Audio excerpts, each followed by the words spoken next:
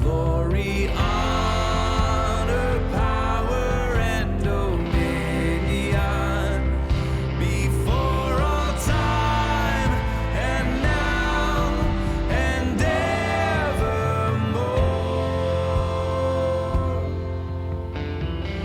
Remember, Jesus reigns above the heavens. He's coming. He is coming with his kingdom. Do not forget, he is seated on the throne. Remember what he has done. To the only God, our Savior Jesus Christ, be glory, honor, power, and dominion before all time and now and evermore.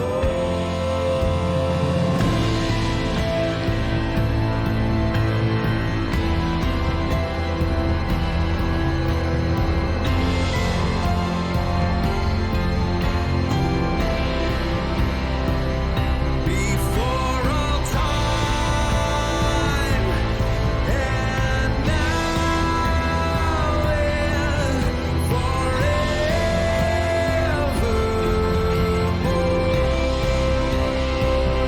Before all time and now and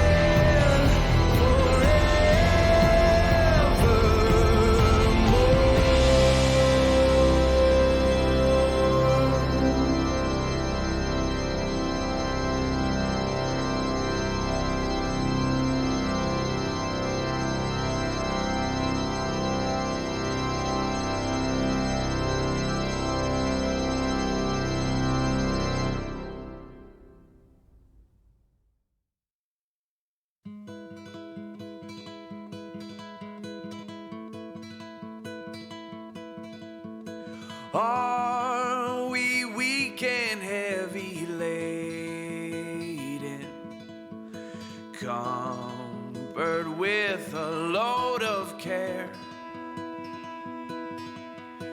Brother, Jesus is our refuge. Take it to the Lord in prayer.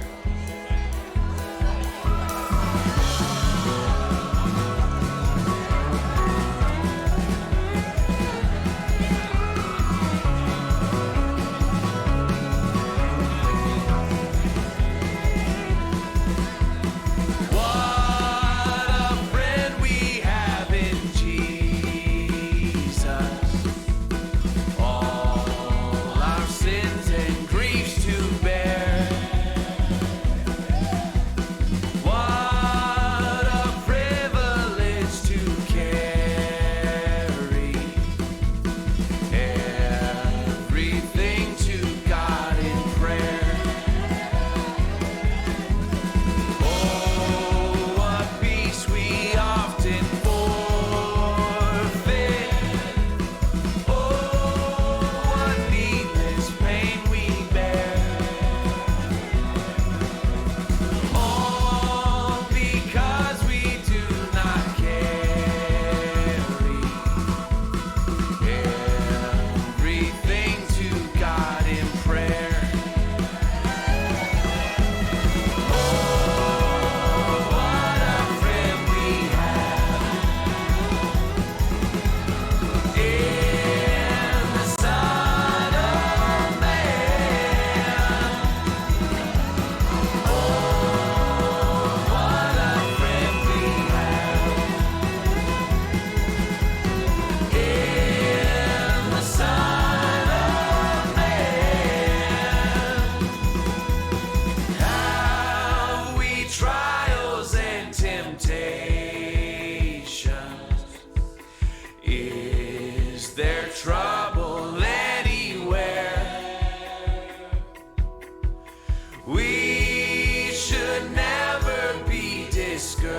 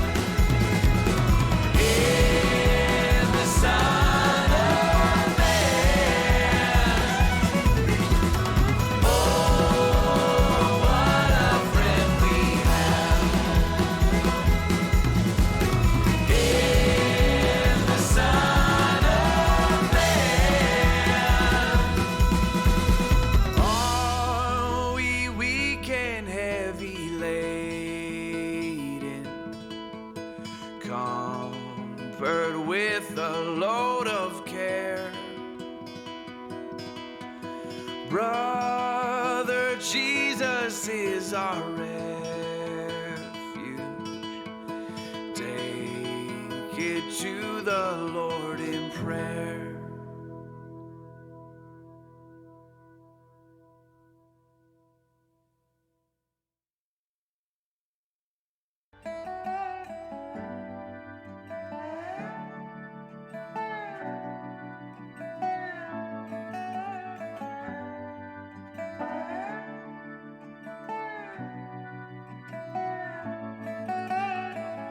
I've heard of you, how you hung the stars. Though you hold all things, your hands are scarred. I've heard of you, how you laid the earth, but you spilled your blood into this dirt. I've heard so many things, but now I see. Behold the Lamb of God, who takes away our sin. Behold the Lamb of God. Now fix your eyes on Him. I've heard of you, how you set forth time, but you walked with us. You lived and died. I've heard of you, how you sent a flood, but you washed us clean with your own blood. I've heard so many things, but now I see. Behold the Lamb of God, who takes away our sin. Behold the Lamb of God. Now fix your eyes on Him.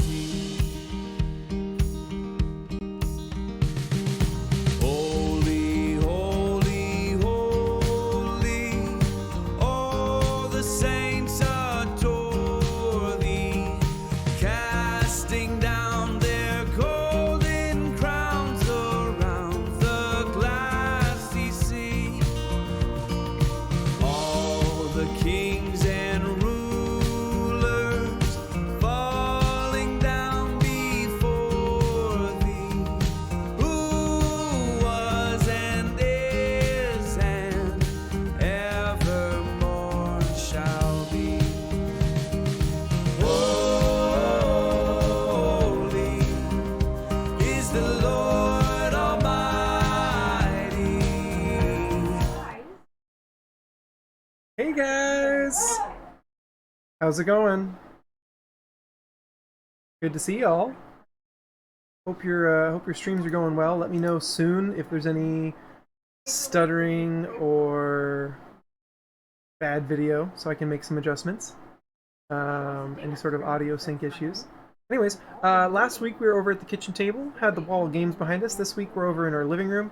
I moved the couch out in front of my desk. Hopefully the beefier, stronger computer will get us a better stream that doesn't freak out on you guys and make me sound like a weird robot. Anywho, let's get started. Let's jump right in. Tonight's first topic is boy and girl friendships.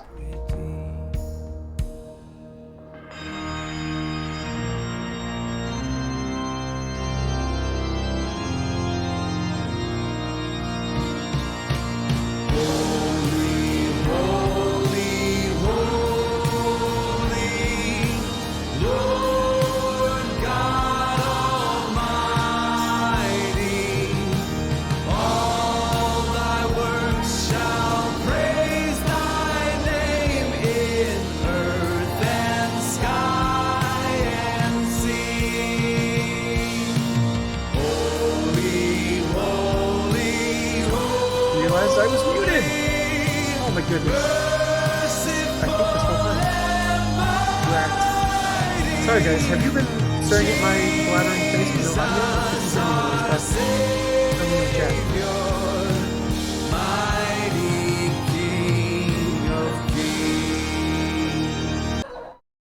Oof, there we go. Music's finally out. Wow. Sorry guys.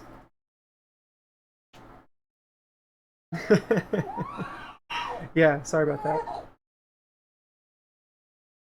Okay. Let's get Daniel dialed in so he can hear what you guys are hearing. Because I didn't realize what it was you guys were hearing. There we go. Okay, so I think you guys should be able to hear me just fine now.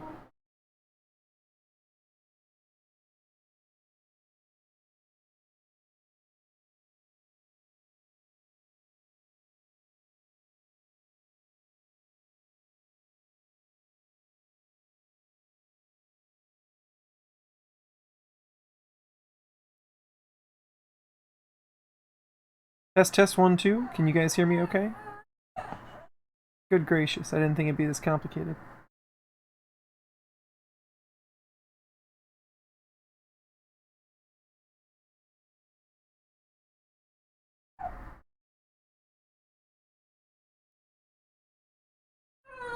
There we go. Okay, my goodness.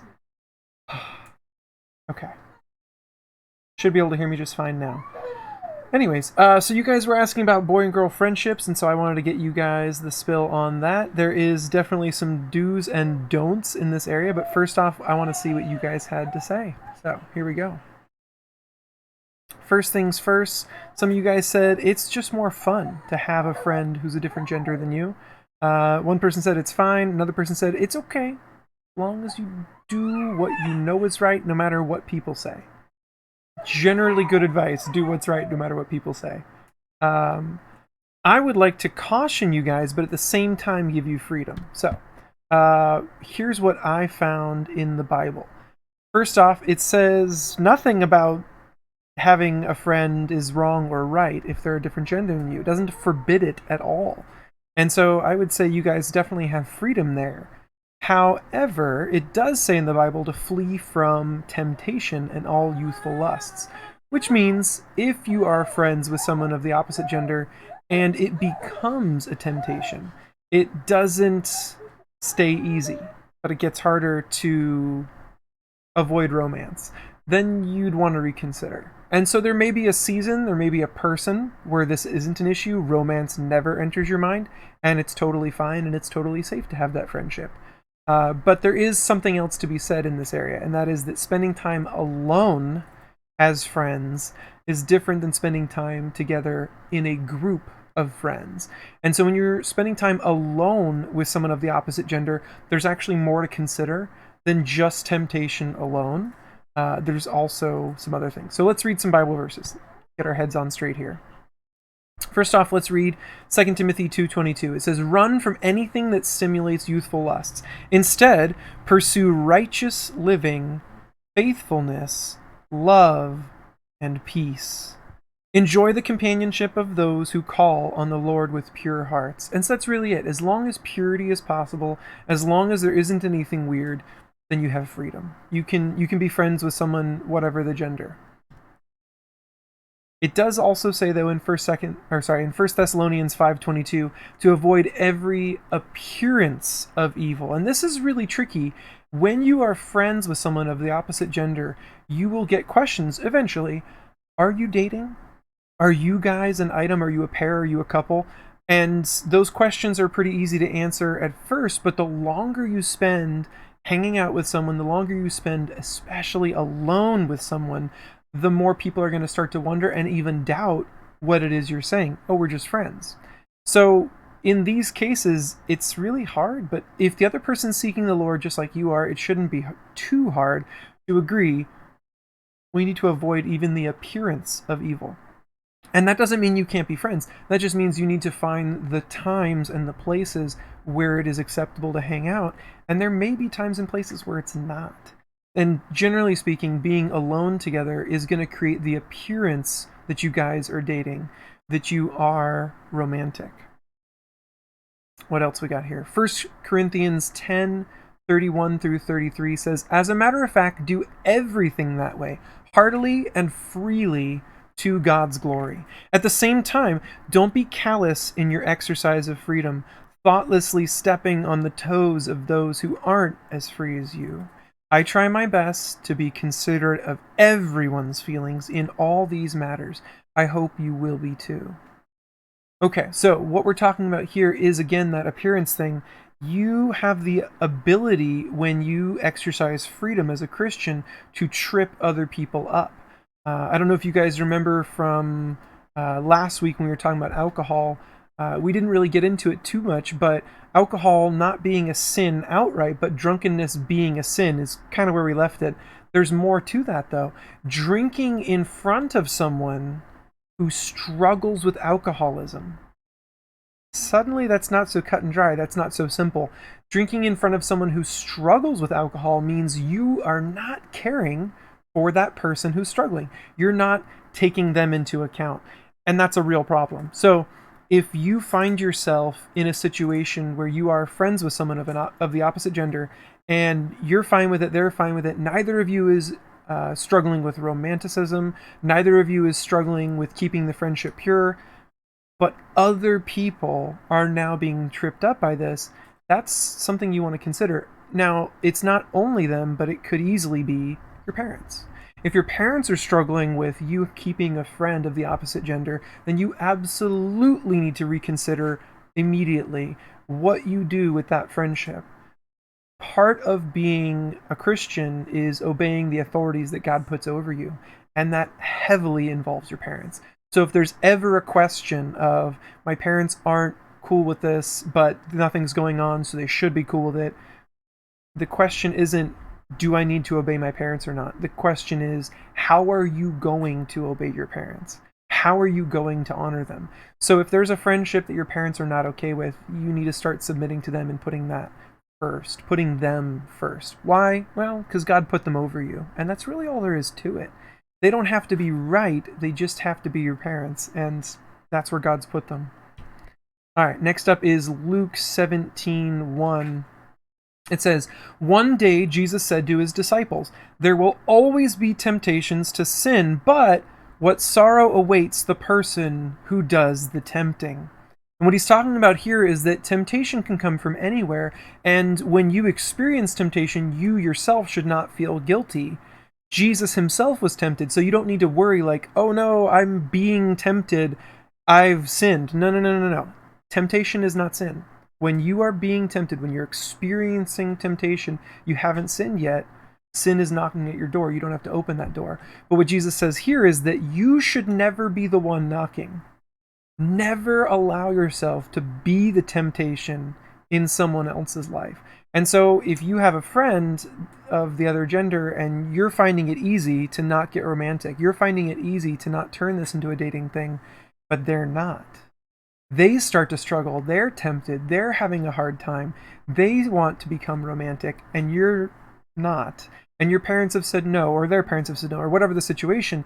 If romanticness is something they're being tempted by, then you, being a good friend, you need to look out for them. You need to help them find a path to purity. And in some cases, that means putting restrictions on the friendship, putting ground rules down to limit alone time, to limit the friendship. And that can be really hard, but if you're being a temptation to someone, then that's the bigger issue. And that's what Jesus is talking about here. Temptations come, temptations go. There's lots of temptations, but never allow yourself to be the temptation. Okay, now, beyond all the temptation or whatever, being a friend is really important. It's a huge deal. It's not something to just pick up or drop lightly. Being a friend with someone is a really good way to get to know them, and we're going to talk about dating next after a game or two. But dating's primary role is to figure out if you want to marry someone, and I would say just as good as way as dating, if not better, to figure out if you want to marry them is to just be friends with them. If you can maintain a friendship with someone long term, then that's really good grounds for marriage. Romanticness can come later. Romance can find its own way and its own time. But if you can't be friends with someone, then romance shouldn't be the thing you're hunting. Friendship should come first. So being friends with someone in the season of life you guys are in, where dating probably isn't where you should be just yet, that's fantastic. And if you can keep that up and you can have a solid friendship with them, that's great. That is grounds for a fantastic dating relationship and a fantastic marriage down the road. So be friends. That's fantastic. Plus, there's no romantic commitment in a friendship. So if you are friends with someone and it turns out, you know what, I don't want to marry them, then you don't have to break up with them. You can just not date. And that's so much simpler to just stay good friends than to have to go through the heartache of, I thought they were the one I was going to marry. I thought we were going to go long term. I thought there was going to be romance, and then there's not. Or you even start down that road of romance and then you have to stop and back up. It's really hard to save the friendship when romance has already come into the picture. But if you can do all that, research, if you can do all that digging into each other's lives and figuring out what you do and don't like, and figuring out if you can be really good friends without the romance, there's so little risk and there's so much you can learn. There's so much to gain. So yeah, I would definitely recommend being friends with someone of the opposite gender. It sets you up for more things without as much risk as dating does. It does come with, sometimes, the temptation to go further than you should, to start that romance, but you just have to keep your eyes wide open, keep the lines of communication open, and be submitted to your parents. All right, let's look at what the Bible says about a true friend. Romans 5:7-8 says, we can understand someone dying for a person worth dying for. Like a really awesome, cool, good person. And we can understand how someone good and noble could inspire us to selfless sacrifice. But God put his love on the line for us by offering his son in sacrificial death while we were of no use whatever to him. That's a pretty wild claim. God loves us. Don't get me wrong. Don't get the Bible wrong. It's not saying God doesn't love us. It's saying we have nothing we can offer God. We have nothing we can give him that he doesn't already have. And so he died on the cross for many of us, for all of us listening right here, before we were even alive, let alone put our faith in him. So he got nothing out of us, and yet he was willing to die for us. That's pretty amazing. And so he says that's the sacrifice that shows you what a true friend is, to show you what true love is. And then John 15:13 says, there is no greater love than to lay down one's life for one's friends. No greater love. And so that's really a true friend, is one that puts your life in front of their own. And if you want to be a true friend, then you have to put that other person's life in front of your own. Now, in the context of having a friend of the other gender, that's going to become difficult as time goes on.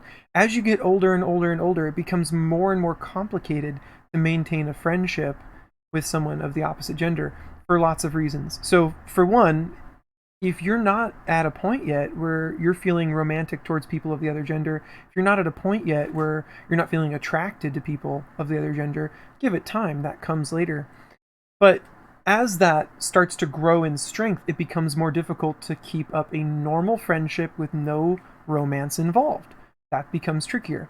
Then you move a little further down the road. When one of you or both of you gets married, it becomes very difficult to maintain a friendship with someone when you're married or they're married. And now suddenly that person seems like competition to your spouse or their spouse. Now, that isn't always what's going to happen, but it's hard for it to not happen. So it's relatively easy for jealousy like that to pop up. And so if you have someone you'd like to be close to now, it's not impossible to keep them long term as a friend, but generally what it turns into is it turns into you and your spouse being friends with them and their spouse. And you may never get this time back where it's just you, just them hanging out. You may never have that time again where it's just them coming over to your house to spend time with your family. So if you can still have that kind of friendship now, this may be your last chance for that before romance starts to be on everyone's mind. As you move towards those high school ages, as you move towards those college ages, romance starts to really push into the front of a lot of people's minds. It's hard to keep a simple friendship going in those periods of life. So if you can do it now, then do it now. But again, last word on this, be submitted to your parents. If they don't see it as being okay, if they're not all right with it, if this one particular friend is not one they approve of, whatever the case is, be submitted to them in that. Keep them at the forefront. Okay. Let's see. Anything in the chat?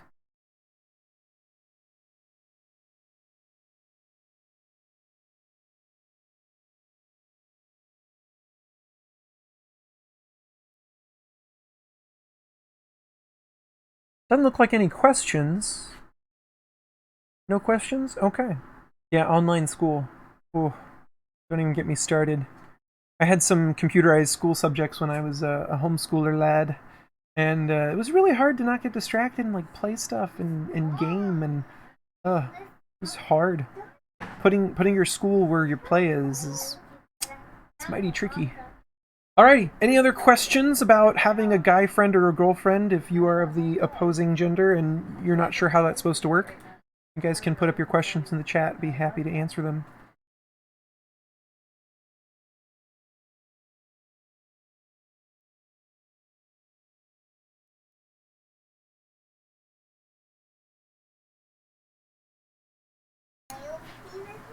Do you guys prefer the mic on constant open like this? Or do you prefer it with a self-on, self-off thingy like this? I don't know if you can hear the difference.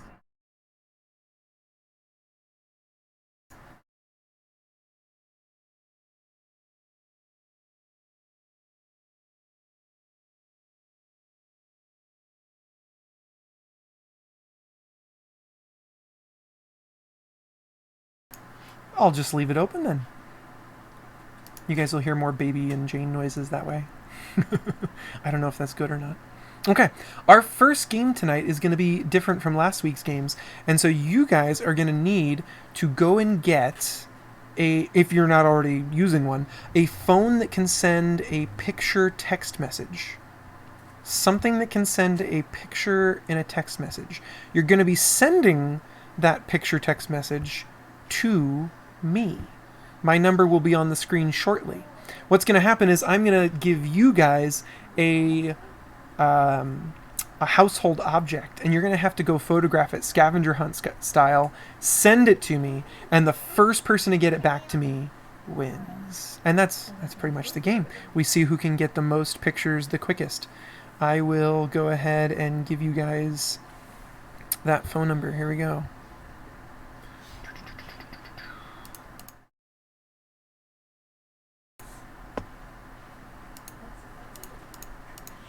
There we are. Phone number. There we are. Cool beans. Alright, so the game is House Hunter. You must run around your house like a mad person looking for something that is going to come up on the spinning wheel. Now don't go do pillow just yet. I haven't spun the wheel. Are you guys ready? You have to get something that can take a picture message. Oh, welcome, Jeremiah. Glad to see you in the chat. Thank you. Get something that can take a picture message. I'll give you guys, let's say, 30 seconds to get that phone or whatever. Take a picture message, send it to me at 522-8636. I'll go ahead and just imaginarily put 30 seconds on the clock. Actually, here, I'll actually count down the 30 seconds. It is 6:31 and 15 seconds. We're going to go to 6:31 and 45 seconds. And when the time is up, I will spin the wheel. No, I'm not going to do empty toilet paper roll. Why would I do that? That's a horrible thing to do. Who said that? Jeremiah. He said I better not. Of course.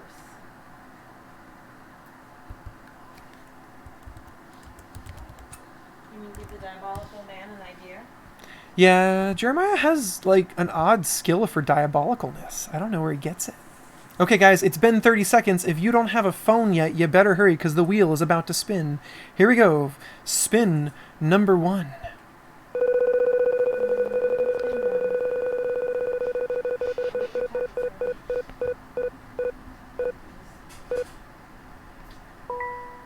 All right, ladies and gents, go find yourself a picture of the lawn. It needs to be the lawn right outside your house. It can't be like Google image search lawn. I'll know. Because I can stick your pictures back into Google image search. So don't cheat me. Go take a picture of your lawn as fast as you can. Snap that shot and then text it to 522-8636. 522-8636. If you ever need my number in the, dire situation, your friend's on a cliff, you're stuck in jail, you need someone to bail you out, you can remember my number because it's 52 Cuneo. Ooh, we've got our first picture. It looks like you really did just run outside and take this picture. But I have to ask who is who, because I don't really know. So what I'm going to do is I'm just going to download the picture. I'm going to stick it on screen. And you guys can tell me if yours is the winning picture, okay? Thank you. Because I just got quite a few all in a row. Wow, there's a lot of them. Okay.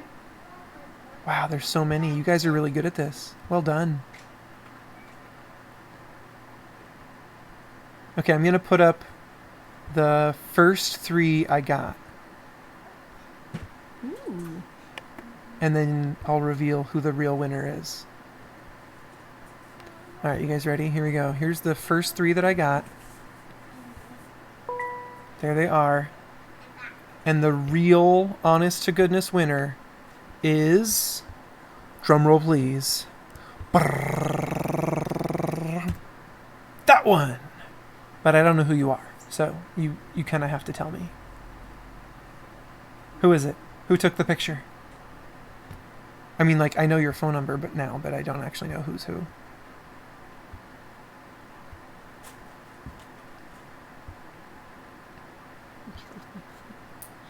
It's Caleb! Well done, Caleb Lazzini! Fantastic job! You have won the first round of House Hunter. Congratulations! Alright. On to round 2. Round 2 is...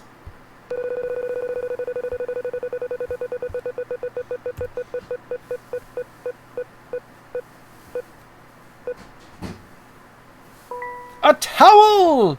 Go and find me a picture of a towel as fast as you can.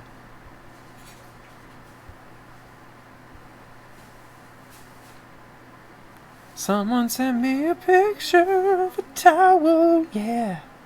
Hurry, guys. Any old towel will do. Kitchen towel, bath towel, foot towel. The towel you take with you everywhere. Oh, we got our first picture of a towel, ladies and gentlemen. If you've already sent yours, congrats. You might have just won.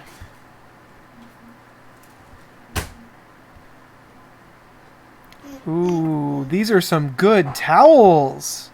I am impressed with your towel taste.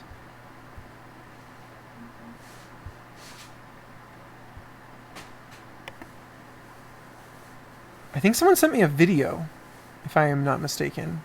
Because I just hit save and it like came out funky with like a picture and stuff. With a web page. Wow, that's all the things. It's not at all what I was trying to do.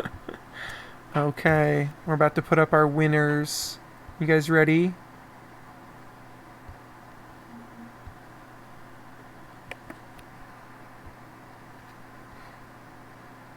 Here is our first 3 towels.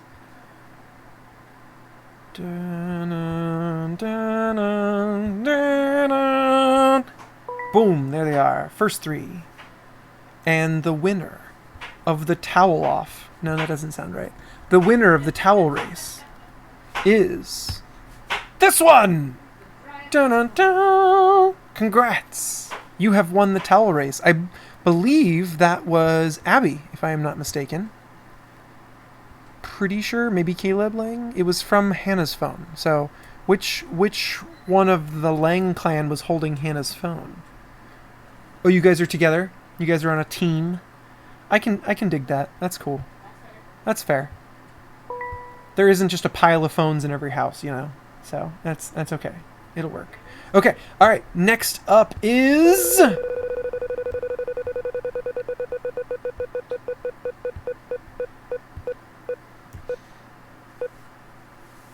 your refrigerator! It can be open or closed. I don't care. Go take a picture of your fridge. Quick, quick, quick, quick, quick, quick.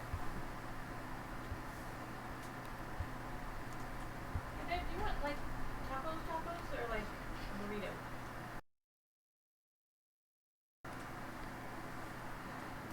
All right, waiting on our first pictures of a refrigerator.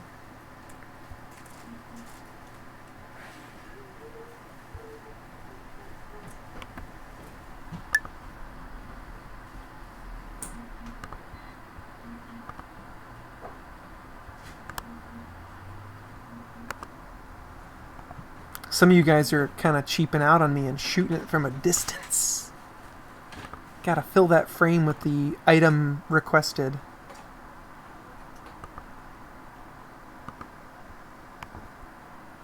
All right. Our top 3 refrigerators are these 3. And our winner refrigerator is this one! Congratulations to the Langs one more time. You guys are really fast on the snappy. Alrighty. Next up, after refrigerator, you need to go find a picture, go take a picture of your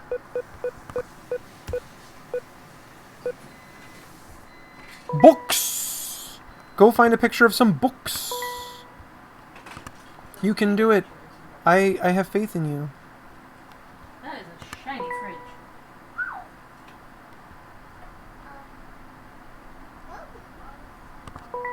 Babe.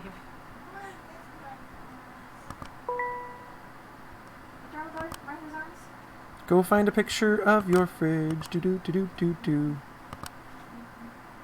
He lost one of his eyes. Oh no. Okay.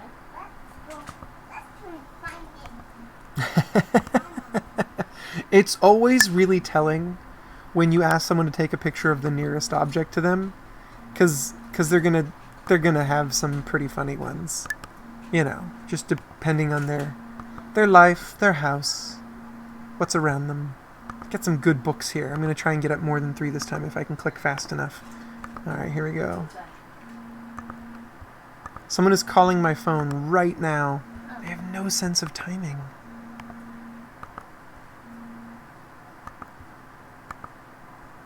Don't they know I'm on a live stream with all of my kids from my youth group?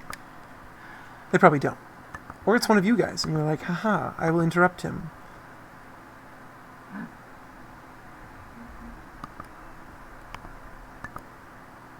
That's a lot of books.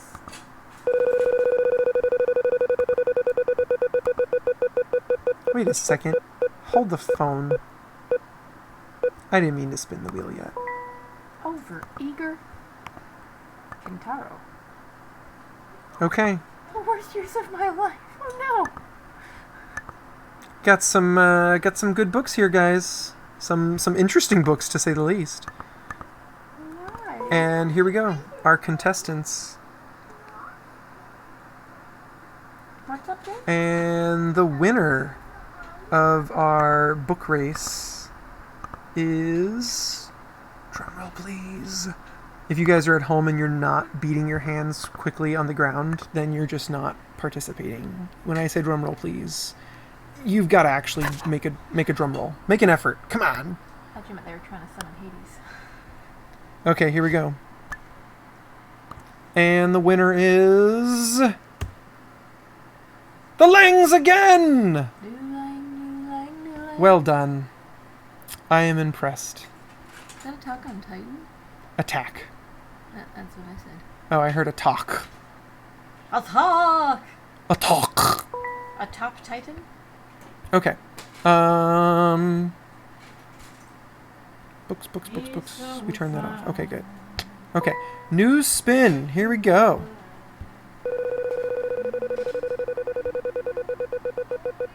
Here we go. We need a picture of your dresser. Let's make it yours.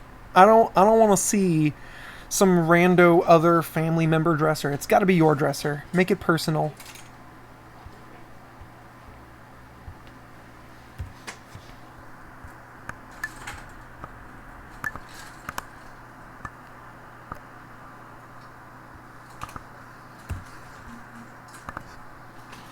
All right, people. Fast. Run to your room. Take that dresser picture.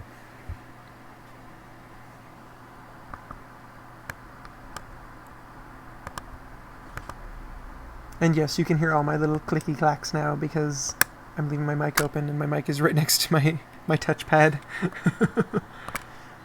Oh, we're getting some dresser pics. They're flooding in. Wow, some of you guys have some sweet dressers.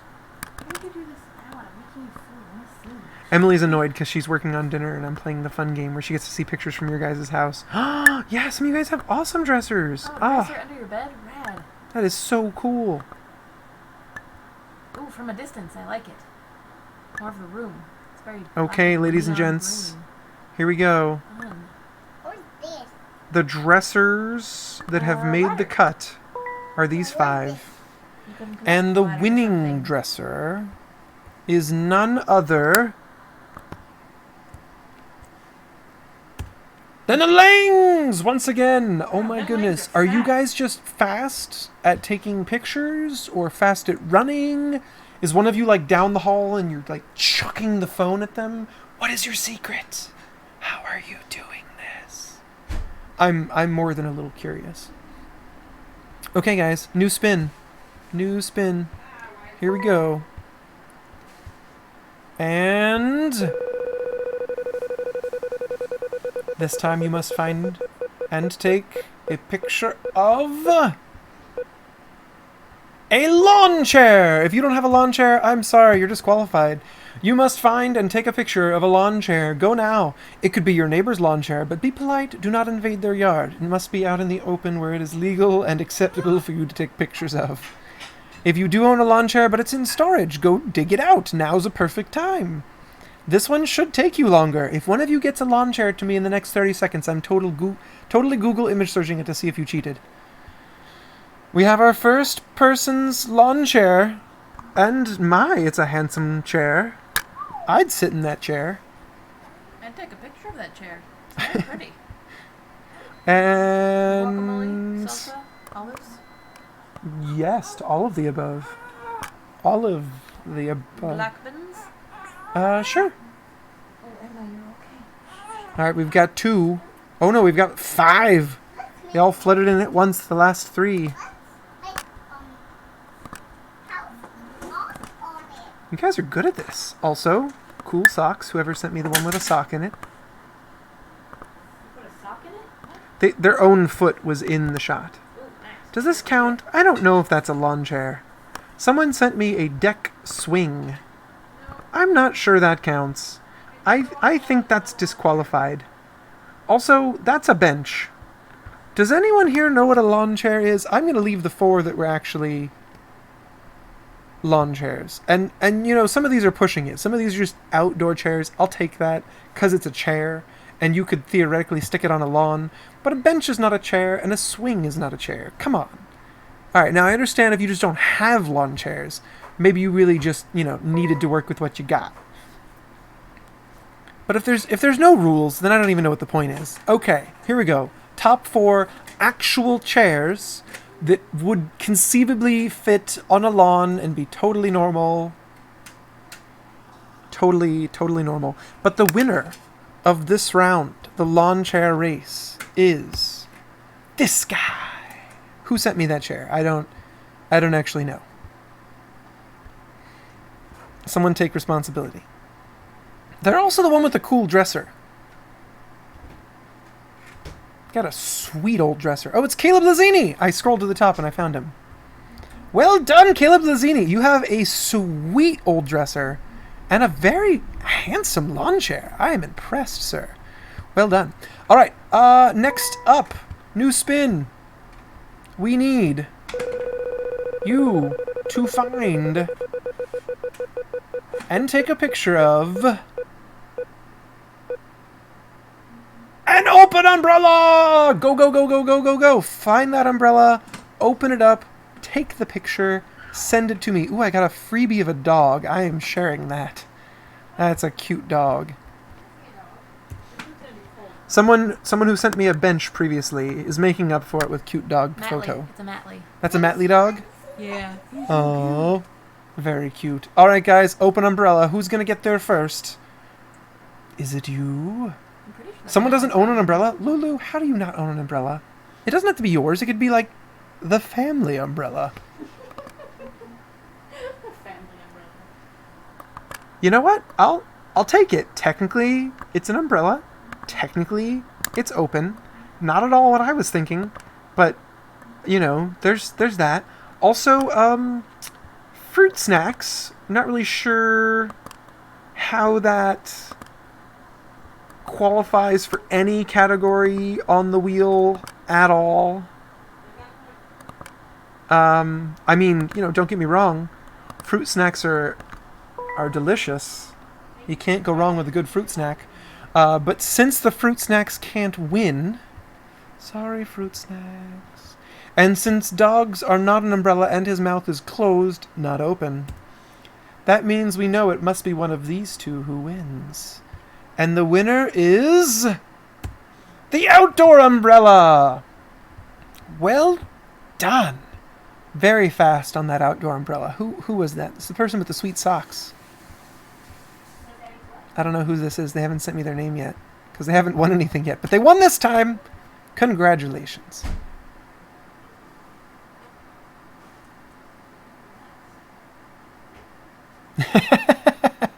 Okay. It doesn't win you anything, but total bonus points for inventing an umbrella on the fly. Well done, Langs. Well done. That is pretty good. Okay, wait, Trinity, were you the one who sent me the backyard umbrella? Who was that? You can text me in the picture text chain so I know it was really you. I know you're not just trying to cheat me. Claiming someone's photos as your own. You guys take great pics. Alright, text me your name, you won. Oh, it is Trinity. Okay, cool. I had to be sure, Trinity. You're the kind of person who might just erroneously take credit for a friend's photos, you know? Not saying you're dishonest, just you're strategic. Okay, next up, you need to find and take a picture of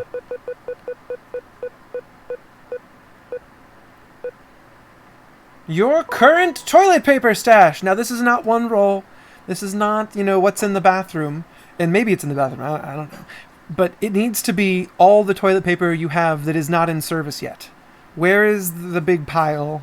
Where is the large bag? Where does the toilet paper rest before it is put into service? That is what you must find.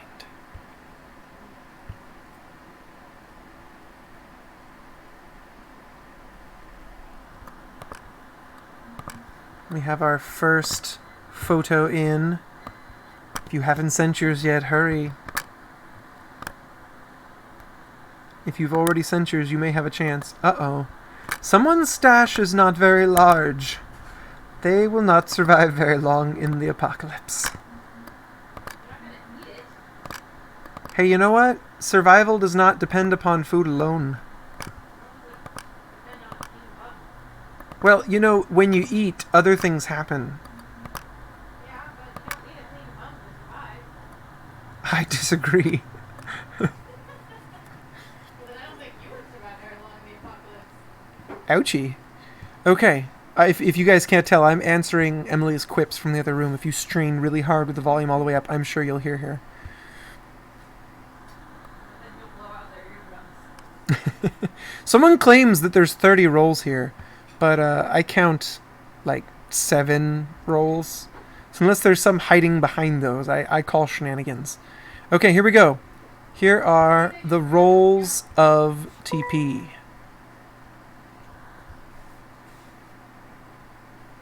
Maybe being stuck at home and not going to school doesn't make that count. All right. Our winner on the TP race is the team of Langs. My goodness, you guys are efficient. I just don't even know how you're doing this. Maybe some sort of trickery or cheating. It's possible, but I just couldn't say. I'm not there right now. But you know who is there right now? God. God is always watching, and he knows when you try and trick me. And he doesn't like it. You know, just food for thought. All right, ladies and gentlemen, the next thing you need to find and take a picture of is...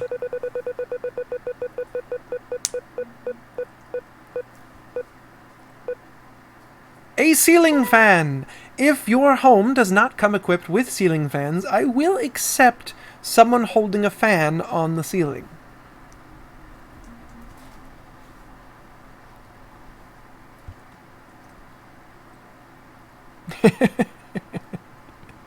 I enjoy your private communications, commenting on your own house and or feet. I find it very entertaining. Alrighty, let's see those ceiling fans. We're getting our first few rolling in now. Ooh, that was a delightful click. My touchpad makes some very musical notes.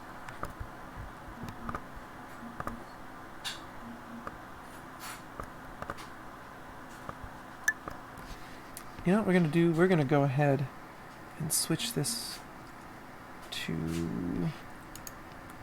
Oh, that wasn't a very musical note.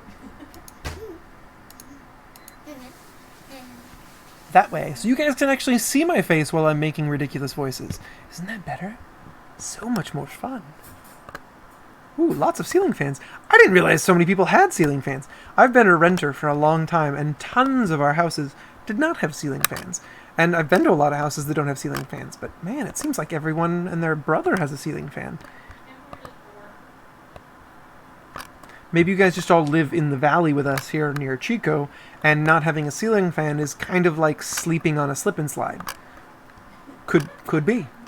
But way less fun. Yeah, it is actually less fun to sleep in a sweaty bed than to play on a slip and slide, as it turns out. Taco. Taco, taco. Alrighty, ladies and gentlemen.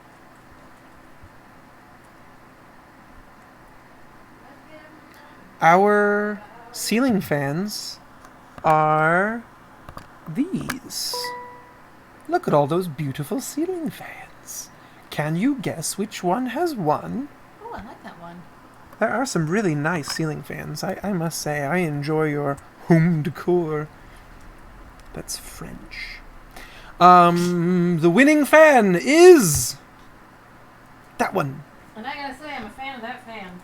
I'm a fan. Whose fan is it? Let's see if they told me in a prior text. Dun, dun, dun, dun, dun, dun, dun, dun, dun. Hi, guys.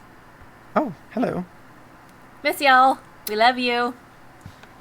I've made some lovely tacos, but you don't get them.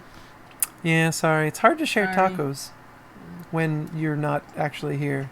That was Hunter? Woohoo! Good job, Hunter. Also, Hunter, your fan is awesome. very nice ceiling fan. We approve. I'm sure you were looking for our ceiling fan approval. It's what every middle schooler craves. It's true. They need the approval of their fans. Okay, That and Sour Patch Kids. and next thing you must find and take a photo of and send to us is a mirror. It's selfie time, everyone. Find a mirror, take a picture. Say hey, hello.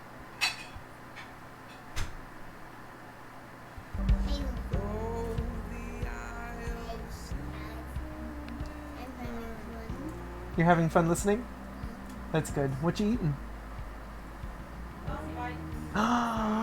Jane got Aussie Bites? That's pretty special. Love you. Alright, we got our first few photos rolling in. Good to see you guys are not all still wearing your pajamas. Unless, of course, those are your pajamas. In which case, I fully understand. A day where you can stay in your pajamas all day is a good day.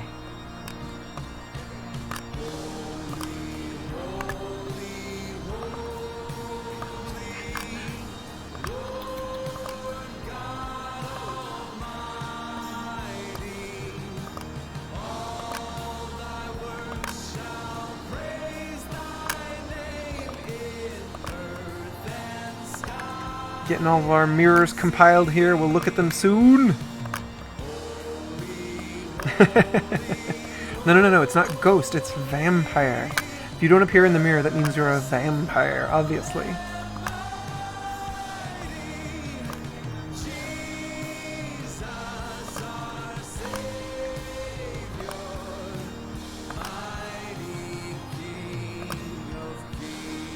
Alrighty, here we go. Here's all of our mirror photos.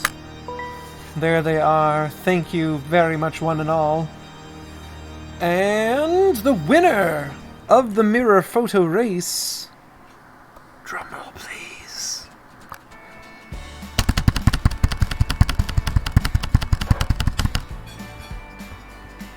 is Caleb!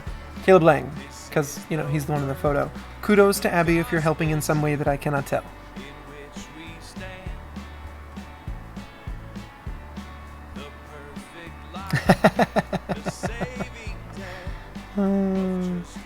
Oh, looks like the Langs are out of the running. They have to go feed sheep. Looks like you guys get a leg up now. There's only a few left, though. Here we go. Next up, you must find and take a picture of...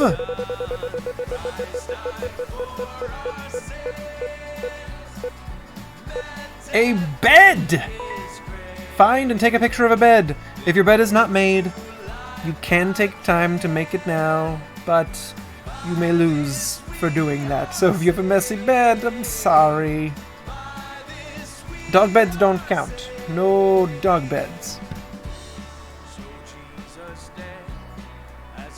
Or cat beds, or fish beds, or any other pet beds.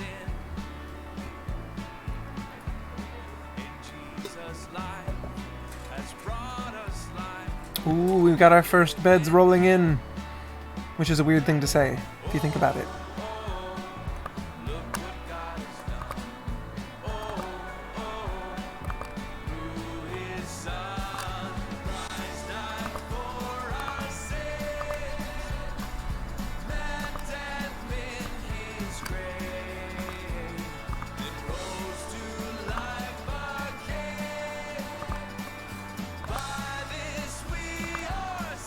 They're coming in so fast I can barely keep up. It's great. One of you guys actually jumped in bed for the photo. That's fantastic.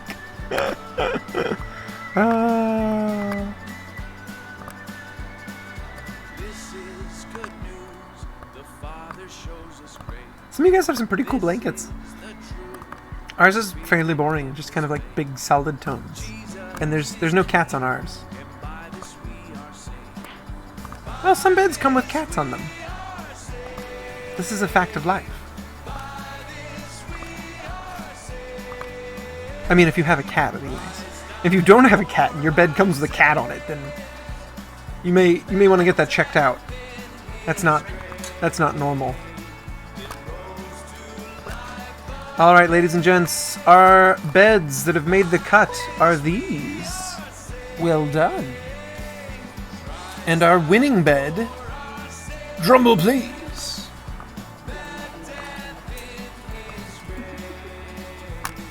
Winning bed is this bed. Congratulations. Oh yeah, just in case anyone was wondering, Jeremiah Lang the leader and Hannah Lang the leader, and like both those whole families, as far as we know, have no relation whatsoever.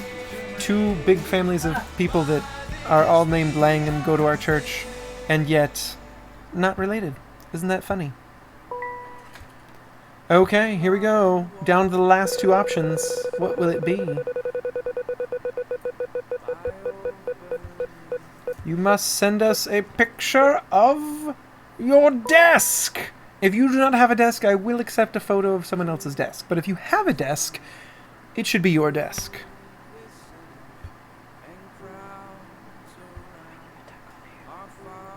Emily's going to start in on tacos. Apparently, it is hungry time. And the baby's sleeping.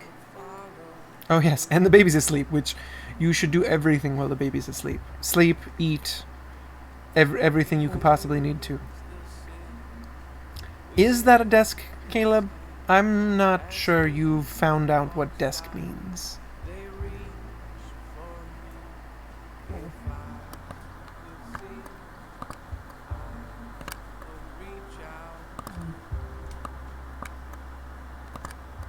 What a cardboard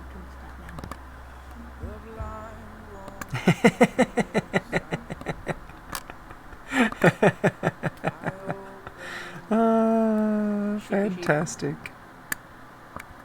Son of David, have mercy on me. Son of David, have mercy on me. Son of David. Oh, no, that's a desk I can get behind right there. Whoa. Yes, I know it has a TV on it, but it looks like a coffee table. It looks tiny and short.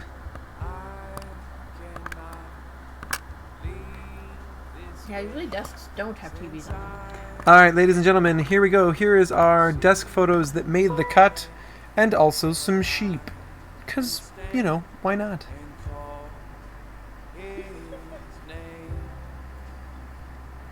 Very nice. Wonderful desks. Some messy, some clean, some used, some barely used, some have a TV on them, some are in fact mammals. Well done, all of you, taking those desk photos. Alright, the winning desk. What's up, Janie Boo? No, I'm sorry, there's too many cables, you gotta go around. I don't go that way. This way. The winning desk is that one. Congrats to whoever sent me that desk. So scroll up and see. Oh, that's Trinity again. Well done, Trinity, on speed. Okay, we are done with this game because you all know what the final thing will be, right? The final thing will be a pillow. It's over. Okay, ladies and gents, we are done with House Hunter. Very glad to connect with all of you that way and get to see a glimpse into your houses. Very happy. It's a lot of fun. Thank you for playing. To all you who won, congratulations. To all of you who were too slow to win, I'm sorry. Okay, we are going to move on to our next topic. Tacos? Oh yeah, we're going to move on to eating dinner. It is now time for food. Because food is good. I'm actually going to bring the music back. I like that music. Plus then my crunching won't be Horrifying. horrifying. There'll at least be some background noise to put in front of the crunching. Unless people are like into that. Horrifying. Yeah, if you're actually into the sound of people eating food, this is for you. And also, I'm weirded out, and I don't want to do this. But apparently this is for you?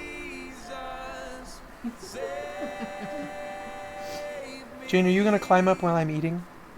Yeah. Perfect timing. I have a headphone cable in the way of my food. This is very You strange. need help. I don't know how to eat with headphones on. It's not an experience I've ever had to practice. Don't hit my arm holding the plate, please. Oh. I didn't put lime on it. Good, right? Very good. If you guys didn't have a chance, to get dinner yet, now is your moment. Go get some food. Eat with us. Join in the festivities.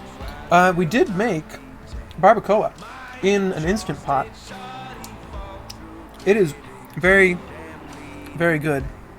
Let me see if I can angle this properly. I'm bad at the camera movements in reverse. Check out that just delicious nonsense going on there. We sent this recipe to your parents, so if they haven't seen it yet, it's in your parents' email inbox.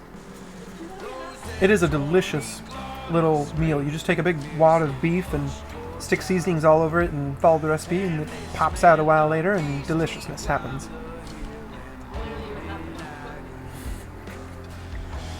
Well, in that case, I just ask for food and it pops out of the kitchen. I think so.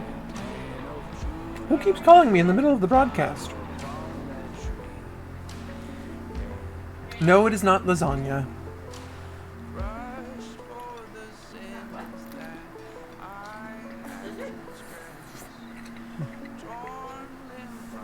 If you guys want to keep sending me random pictures, go for it. I won't stop you. I don't know what to do with them. It's not part of any game anymore, but I'll take the pictures. I mean, I missed you guys. It's just nice to kind of get any sort of bit of your life. Usually we get to, like, talk about life. Sit at the counter at the little snack bar and chat. We miss you so much. It's terrible. I think a kid. What are you gonna be?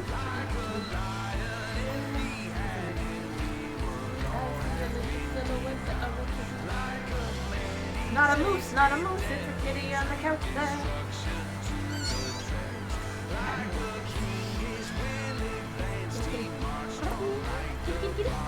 What do you want to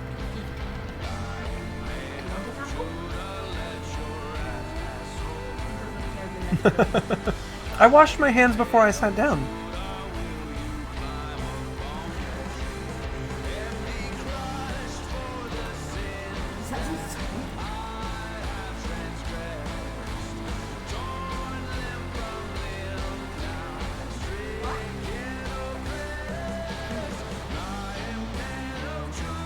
I try not to touch my face when I'm eating, but I'm kind of already touching my face in that I'm putting food in my mouth.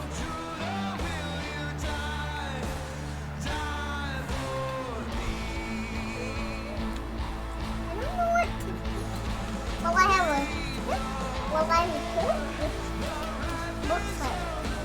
looks like me, but a different me with stripes. Tigers look like kitty with stripes. That's largely true. And monkeys look like kitty.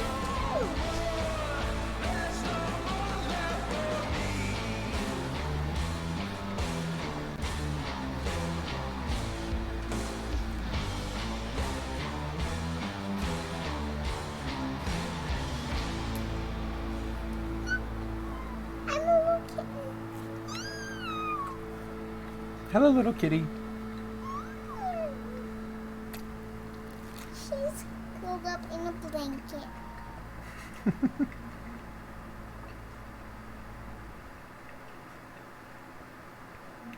Someone asked me to say hi to them, but I'm not sure who it is.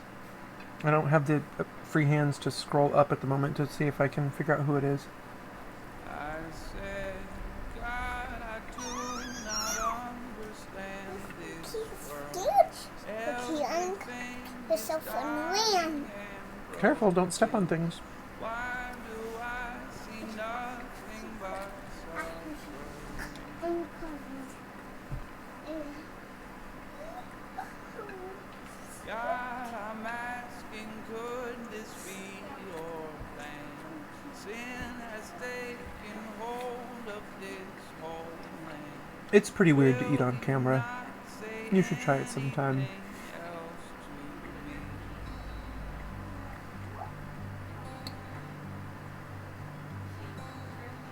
Hey, don't knock My Little Pony till you try it. I can't say it's a show I actually enjoy, but it is actually a quality show, which is saying more than a lot of shows that exist.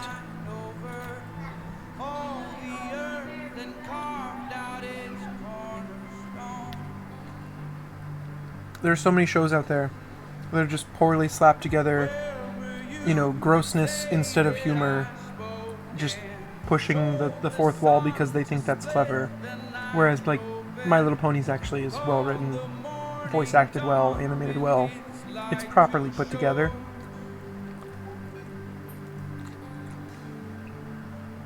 Who shut in the ocean with stone doors, marked the reach of tides on those new shores, on the day the waves rose and first broke forth. Have you seen the springs of that great If you've been cringing this whole time, you just hate the fact that I'm eating on camera. Have no fear, I'm nearly done. There's just this little bit of a taco left. gates of darkness there on its floor? But now I need to wash my hands. Seen the armory I hold, They're full of taco-y goodness. stacked up in silos for the times of trouble and war and strife. Can you raise your voice to the storm cloud? Put the thunder. Okay, I'm gonna go wash my hands. I'll be right back. Does the lightning ask you where it should strike? Who has cleft a channel for torrents? Rain to sprout the desert with forest. In the wilderness that my hand has filled. Can you hunt the prey for young lions? Can you loose the cords of Orion? Is this whole world bending beneath your will? I spoke of things I did not understand, things too wonderful for me, although I had no right to ask. My God knelt and answered me.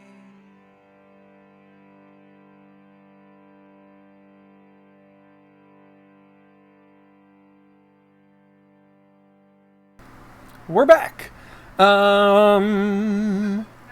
It is time to move on to topic number two. Topic number two, ladies and gentlemen. Oh, real quick, I'm just gonna click through, see my awesome photos you guys have sent me in the meantime. Oh, golly. Someone was just trolling me. Others sent legitimate photos. Thank you, guys. Bits of life. Aw, Hunter.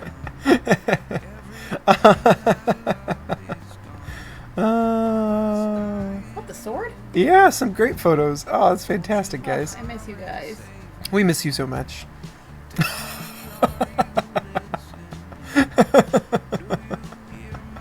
Oh, fantastic. Okay, I may find a way to post these up later in the evening because some of them are pretty stinking hilarious.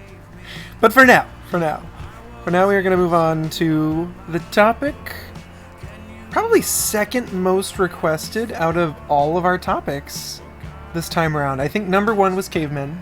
That was the most heavily requested topic. But number two was not House Hunter. What? No. Computer!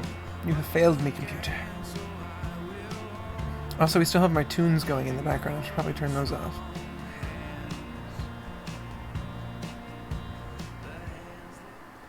Tunes go away now. Okay. Sorry. Second most requested topic is dating. So we are going to talk about dating. I'm going to follow my slides. You guys need to hit the comments hard with those questions so that I'm not just sidestepping what it is you really wanted to know. What was your real question about dating? So I'm going to go through the basics, and then you guys can recommend further lines of inquiry in the chat. So here we go. First up, what have you guys heard about dating? Now, most of you guys have heard, I'm guessing this from us or your parents, because you gave some pretty biblical answers. And I was surprised because I was expecting a few more of the what you hear from friends, what you hear from at school, and stuff like that. So getting all these biblical answers is neat, but sometimes I look for a bit more honesty. Something else you can stick in the chat, besides questions, you can put what's not on this slide. What's not right here. Tell me something else you've heard about dating that's not on this slide. So, first up, you said center it around God. So, center your dating relationship around God. You also heard that dating is for when you're ready to marry. I strongly support that statement. You heard that it includes love, science, and sometimes sadness. And you also heard that you should date when you are older and mature. I don't know if you have to wait until you're mature, if only because I'm not terribly mature. And Emily, have you ever been mature? Not in my life ever. Yeah, it's not really something we aspire to. We definitely are in youth ministry because we're that kind of person. We can be mature when we need to, though, and that, I think, is really what you're looking for. Someone who knows when to be serious. That doesn't mean you're mature. That just means you're less immature. You're smart. Or smart. Ooh, I like that word. Okay, so the biggest question of all, the one that I think needs to get answered more than any other, is should you date? That's the biggest one. First off, you got to answer this question. If you want to answer the should you date, you first need to answer, are you ready for the temptation? You see, when you start to date someone, it becomes very tempting to become romantic. Very, very, very tempting. And I would suggest that dating and romance do not have to occur simultaneously. That you can actually push most romance towards marriage. Save it as long as you can. Romance is fantastic. It's wonderful. I can't talk it up enough. But it is like a string of fireworks connected by a short fuse. You guys ever seen those ones? Black cats. Is that what they're called? Fat? Fat? Black cats. Okay, black cat. That's what Emily's saying it's called. It's a fuse that runs along, and there's a firework every few, inches, 1 or 2 inches apart, and you light one fuse, and bam, bam, bam, bam, bam, bam, bam, they all go off. That's romance. It's fantastic. It's overwhelming. It's nearly impossible to stop once you start. And this is really the big deal. You put them on top of the cowshed and it's loud. If you're not ready for the temptation of being with that person all the time, because that's the temptation. You start dating someone, you want to be with them all the time. You want the rest of your life to just go away now, please, because you want to spend so much time with them. If you're not ready for that temptation, which by the way, is bad, you should not spend all of your time with one human and no other time doing anything else. That will wreck the rest of your life. If you're not ready for that temptation, then you're not ready for dating. If you're not ready for the temptation of romance, I want to get all kissy-kissy with this person, and you're not ready to say no to that when you shouldn't be doing that, then you're not ready for dating. But yeah, if you're not ready for romance in general, then you're not ready for dating. If you're going to light that fuse, be warned, the fuse keeps going, and there are more and bigger fireworks down the fuse. It is not something you can just stop because you wanna. It's a roller coaster, and once you're strapped in, it's just going to go. So you got to be strong enough to delay it or ready for it to just go, go, go. And then the last question, if you don't have the answer to this one, then you really can't answer the first one, should you date. Last question is, are you ready for marriage? If you don't know if you're ready for marriage, then you're clearly not ready to date. And if you know you're not ready for marriage, then you're not ready to date. That's just all there is to it. Dating is exploratory research to figure out, is this the person I'm going to marry?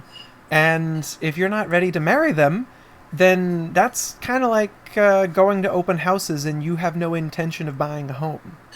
They're going to ask you what you're doing there, and either you're going to lie to them or you're going to be honest, and they're going to be like, why are you in my house then?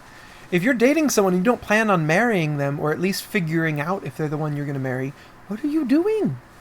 If you're not going to marry them, then guess what's going to happen? You're going to break up with them. If you tried to start dating someone, hey, you want to go out? And then you finish that line with, because I'd like to break up with you, they would say no. it would be weird and hurtful to try and date someone so that you could break up with them.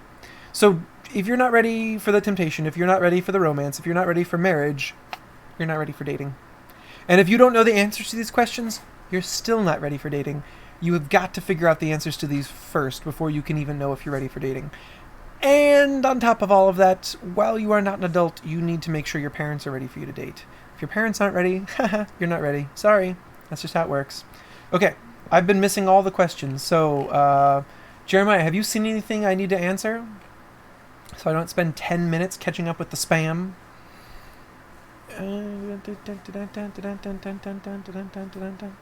Hey, in case you guys didn't notice, I'm being snuggled by this adorable little 3-year-old. Hello, little 3-year-old. I love you. She's pretty darn cute, isn't she? Wait. That's what he's the puppy. Oh my goodness, I love her.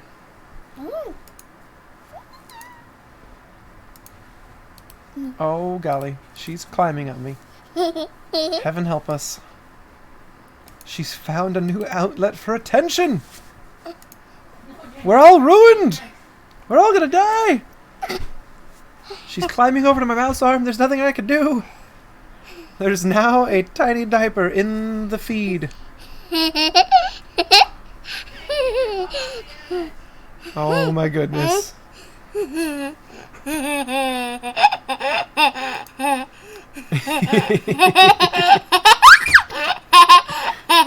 All right, child. Time to climb down. Your cuteness is overwhelming and distracting. Also, if you're not ready to have one of these pop out of the girl in the relationship, you're not ready. Whoa there. Whoa. Nope, that's our next topic. Sorry, we'll get there eventually. Okay. Jumping ahead, dude. Yeah, oh snap. I went there. Okay, some Bible verses to tone this down. Jane, we're going to read the Bible now. You know what that means, right? Got to be respectful and listen. Thank you. All right, 1 Peter 2:11-12 says, "Dear friends, I warn you as temporary..." I guess my face is in front of some of the words. Where was I? I'll start over. "Dear friends, I warn you as temporary residents and foreigners to keep away from worldly desires that wage war against your very souls. Be careful to live properly among your unbelieving neighbors. Then, even if they accuse you of doing wrong, they will see your honorable behavior and they will give honor to God when he judges the world."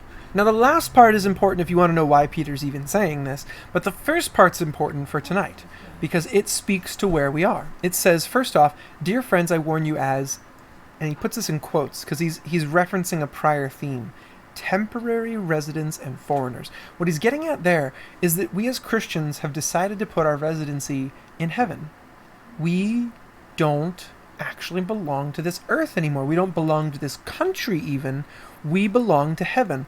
And so we are now supposed to treat life on earth, life in America, life in our town, as if we were temporary residents. We do live here, that's real, but it's temporary.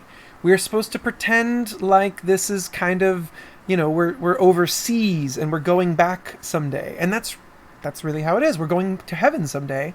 This life here is temporary. So you put the things of this life in second place, and you put the things of heaven in first place. That's how it works. This one's temporary, that one's permanent. Okay, so what does it say right after that? So he says, just like you only live here temporary, keep away from worldly desires that wage war against your very soul. What he says is, if there's something in this world that you desire, that's a worldly desire. Okay? If it doesn't profit the kingdom, if it doesn't profit what God's doing, then it really is just for this world.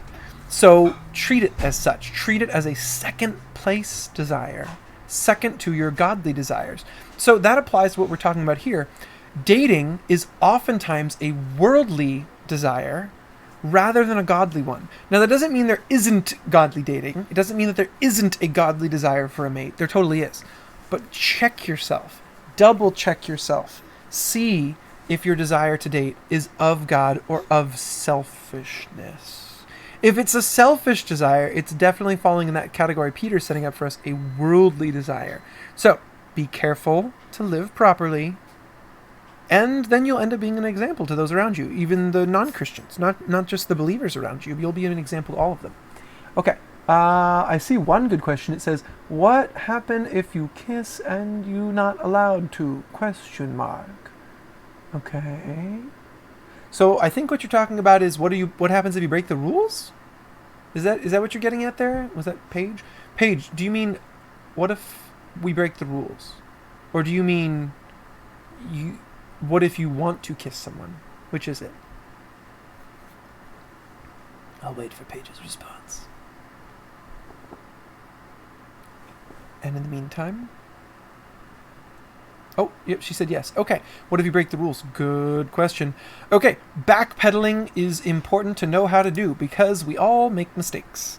And making mistakes is part of what makes us human, and we're going to do it.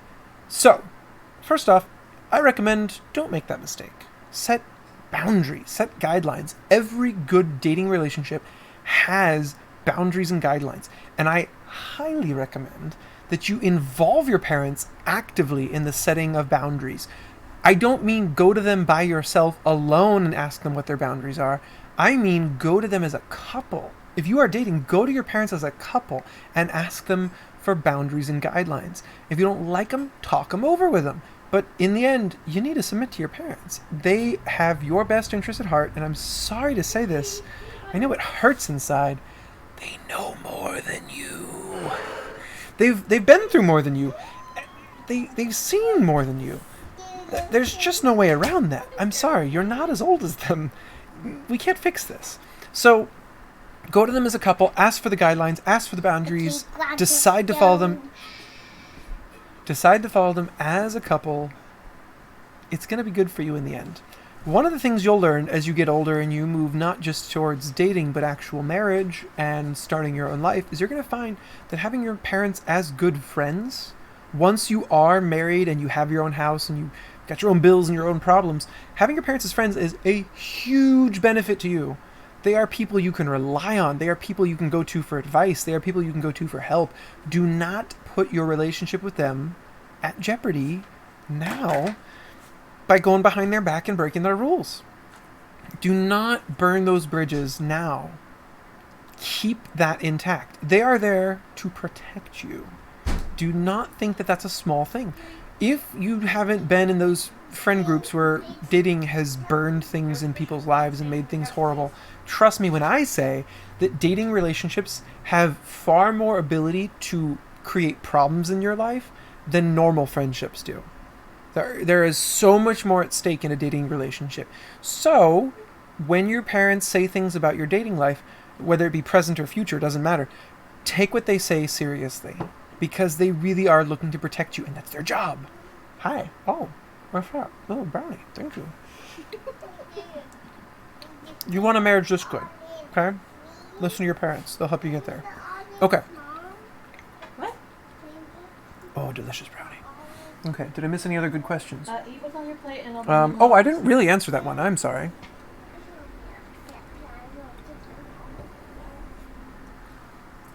How do you backpedal? How do you fix what you've broken? If you break a boundary now, like you're not supposed to kiss, but now you've kissed. Okay. First things first. Confess. Look at me right in the eye. Say it. I'm going to go confess. Say it. It's a huge step. It's monumental. But it also builds trust. Anything else that you do, any other action that you take, besides confessing to the I've broken the rules, besides confession, you will remove trust from the relationship. In some amount. I don't know how much. Depends on what else you do. But confession is it. It is the only one that's going to build back the trust. That's it. It's the only one. So start with confession. Start there, and then, depending on how big the rule break was, depending on how long you were going behind your parents' back, but depending on all of those different factors, you will have to rebuild the trust back to where it was. It's going to take time, it's going to take effort, and to a large extent, you don't get to pick what the small steps will be. You don't get to pick what the consequences will be. So get ready for that. But remember, the consequences are bigger on the other side. There's consequences to coming clean and telling your parents you've been breaking the rules. There totally is. I'm not going to lie. But the consequences to not tell them, to continue to break the rules, to live a secret life, those are bigger. Much bigger consequences. So take the small one, confess, and be ready. It may mean your relationship is over. It may mean that dating is over. That you're going to have to wait until a number of years down the road. At least months. It's going to be really hard for your parents to trust you in something you already cheated with. It's going to be hard. Try and imagine how you would feel in their shoes, though. We're not talking about a pet. We're not talking about a brother or sister. We are talking about your child that you have spent everything to create, to raise, to take care of. Their well-being is the most important thing in your family. And they actively did something to hurt themselves that you told them was wrong and they should not do. It's crushing. So, if you've done that, remember, you can be forgiven. Nothing can't be. It can all be forgiven. But you've already done the worst thing. You've gone behind your parents' back. Everything from here can get better. And it starts with confession. So that's it. If you go break the rules, go confess. Okay. All right, chat. You need to calm down. All of you. I don't care which one you are. All caps is not called for. Quit yelling at each other. Quit spamming each other. Quit insulting or accusing each other. So wait, Paige is Peach? Is that what's going on here? Yeah. Ah, well, I should have known, obviously. Yeah. I thought you did. Sorry, Peach. Any other good questions? How old do you have to be to date? Did someone ask that? No. Emily's asking that. How old do you have to be to I'm date? being the rhetorical person. Very nice. I would just refer back to the prior 3 questions. Are you ready for the temptation? Are you ready for romance? Are you ready for marriage? If you can't Your answer, parents say yes. if you can't answer yes to all 3, then you're just not ready. Yeah. If your parents say you're old enough, then that's fine to try it. But just because your parents say you're old enough doesn't mean you have to try it. Just a thought. Some parents are more strict. Some parents are less strict. Maybe your parents are like, yeah, you're 12. Go for it. That doesn't mean you need to. You could not. No one's making you do that. Back to the original topic tonight, the first topic. You could just be friends with someone who you think might someday be your spouse and stay friends for years. Now, I mean, part of it was not like my plan or anything, but I've been friends with Emily since we were in middle school, and that worked out fantastically. And we were friends for many of the years in between middle school and marriage. It wasn't until we were both adults, both out of college, that we started dating. So you can definitely wait. And you can definitely be friends with someone that you would like to marry. That's really cool, actually. It's not always easy. I gotta say, it was pretty tricky trying to live a life of spending a bunch of time with Emily as a friend and wanting there to be romance, and we were still just friends. That was really hard. But I had a boyfriend and I was dumb. it was really worth it, is the thing. Even if it was really hard.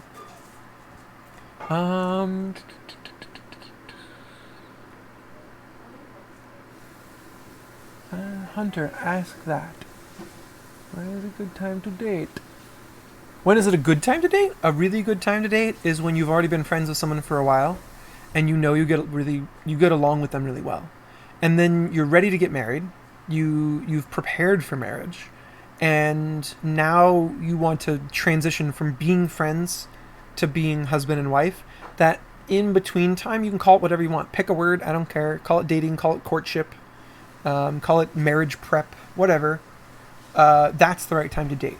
So I wouldn't recommend just dating willy-nilly, like for fun.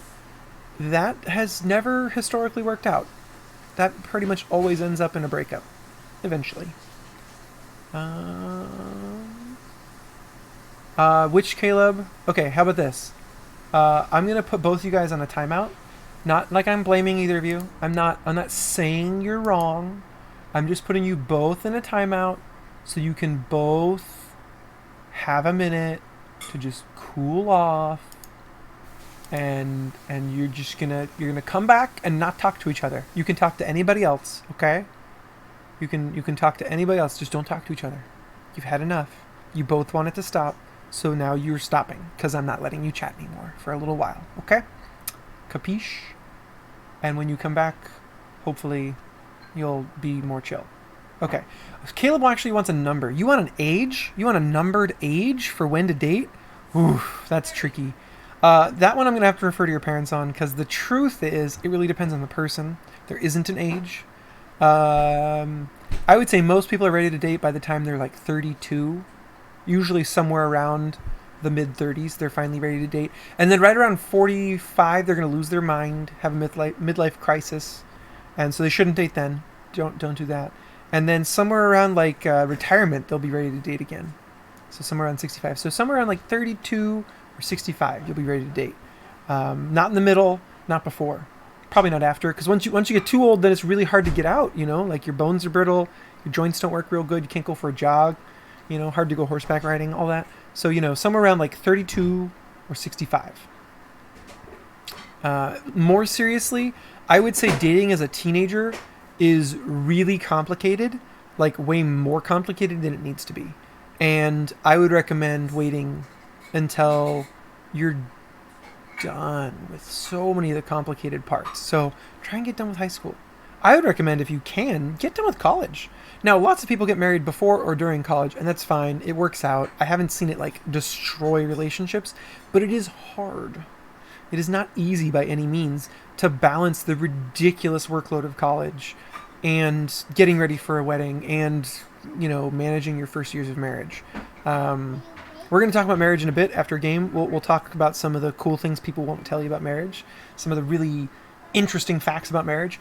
Yeah, so I'll save that. But anyways, when you're ready to get married, then you're ready to date. And that means for some of you, you're like ready to get married when you're 16 because you're like the most put together, responsible, orderly person on the planet, and you've thought it all through, and you're super mature. And others of you, when you're 16, are still children, and you're so not ready. So I would recommend waiting. Okay. Big question none of you guys asked. Oh, wait, Trinity's got a good one. Okay, I'll back up a step. Okay. When did I start dating? I started dating when I was 20... I want to say 2. 23. Wait, no, you're younger than me. 22. Yeah, I was 22. Emily was 23. That's when we started. And it wasn't an age thing. It wasn't like I was waiting for the right age. It was just that we actually didn't see each other in like that high school, first part of college time period.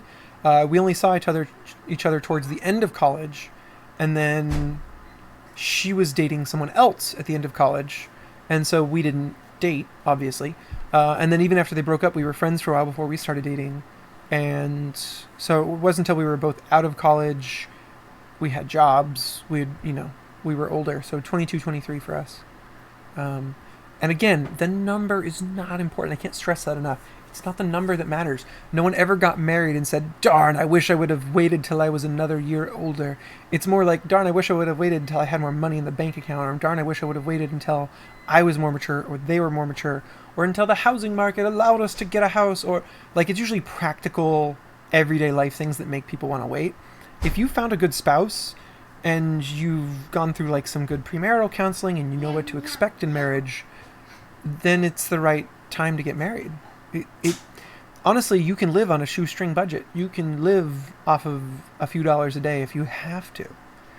You can live in a tiny little apartment if you need to. You can, like our first place was a basement, literally a finished basement under a Victorian home. Justin and Lisa, if you know them, Justin and Lisa Morris, I think they lived in a basement apartment. Well, one of them finished some amount of school and the other one finished, was working a job or something like that. You can ask them for the details if you know them. Lots of people, when they first get married, don't have a lot of money because they don't have a great job yet, and they make it. They do just fine. Money does not make a happy marriage. But there is definitely something to be said for not having any money, not having any job. Suddenly, you have a really interesting conundrum. Where do you live once you get married? Like, seriously, think about it. If you don't have a job with enough money to pay for a place, you're going to need to live somewhere. You might end up living with your parents while you're married. That's weird. That's awkward. You don't want to shoot for that. That should not be your plan A.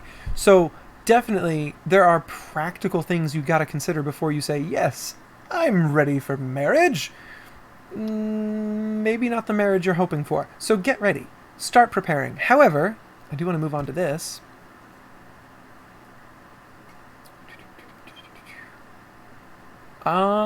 Should I wait for God to bring me a boyfriend or girlfriend?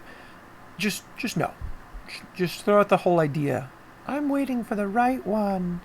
That's not the right mentality. It's not like there isn't right people to marry and wrong people to marry. It's just that there isn't just one person to marry. And likewise, there isn't really a timeline that God promises in the Bible. He doesn't say, if you just wait long enough, I'll bring you the perfect person. He doesn't say that. There's no specific promise for that. So really, if you start believing that mentality, it's not that it's an outright lie. It's that it brings baggage with it in your brain that you're not really thinking clearly about. It means you think that life now, like as soon as you start wanting to be married, you start wanting a spouse, you start sitting still and waiting and doing no big things. You like stop making grand life decisions and start just sitting around doing the same thing you did yesterday. That's a horrible way to live. Instead, move, get out there.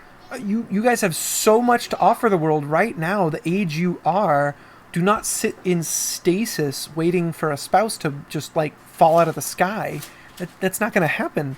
Go do something for God. Go do something He's calling you to. Go do something big and important that He's put on your heart. So, Make yourself the marriable person. Yeah, more than anything, though, if you really do want a great marriage someday, you really want an amazing spouse one day, right now, you need to be focused on getting close enough to the Lord that you are going to be a great spouse. And I don't mean, like, get a good job. I mean, become a good Christ-following person. Become someone that your future spouse is going to see and go, oh, I want to marry them because they're amazing. So start becoming mature.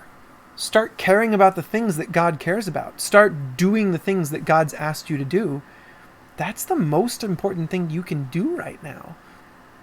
If you're not doing that, then one day you're going to bump into that perfect spouse you've been dreaming of, and they're going to take one look at you and go, what's wrong with that person? That's a hot mess. They are a complete mess. Get away from me. And that's sad. Don't be that. So, God has plans for you right now. Do not put them off thinking, I got to find my spouse. That's my big goal right now. No. Go do the things God has for you. Go share the gospel with someone. Go on a mission trip. Go figure out what you want to do with your life. And this is my favorite thing. This comes from Lexi. I can't take credit for it. Run the race that God has for you. And one day you'll notice that there's someone keeping pace with you. And they are running the same place you are, at the same speed you are. And that is the kind of person you are going to want to marry. However, if you do not run the race God has for you, you will never find that person. You may find someone else, you may find something else, but you're not going to find that person. So run the race that God has for you. Get out there and do what He's put in your path.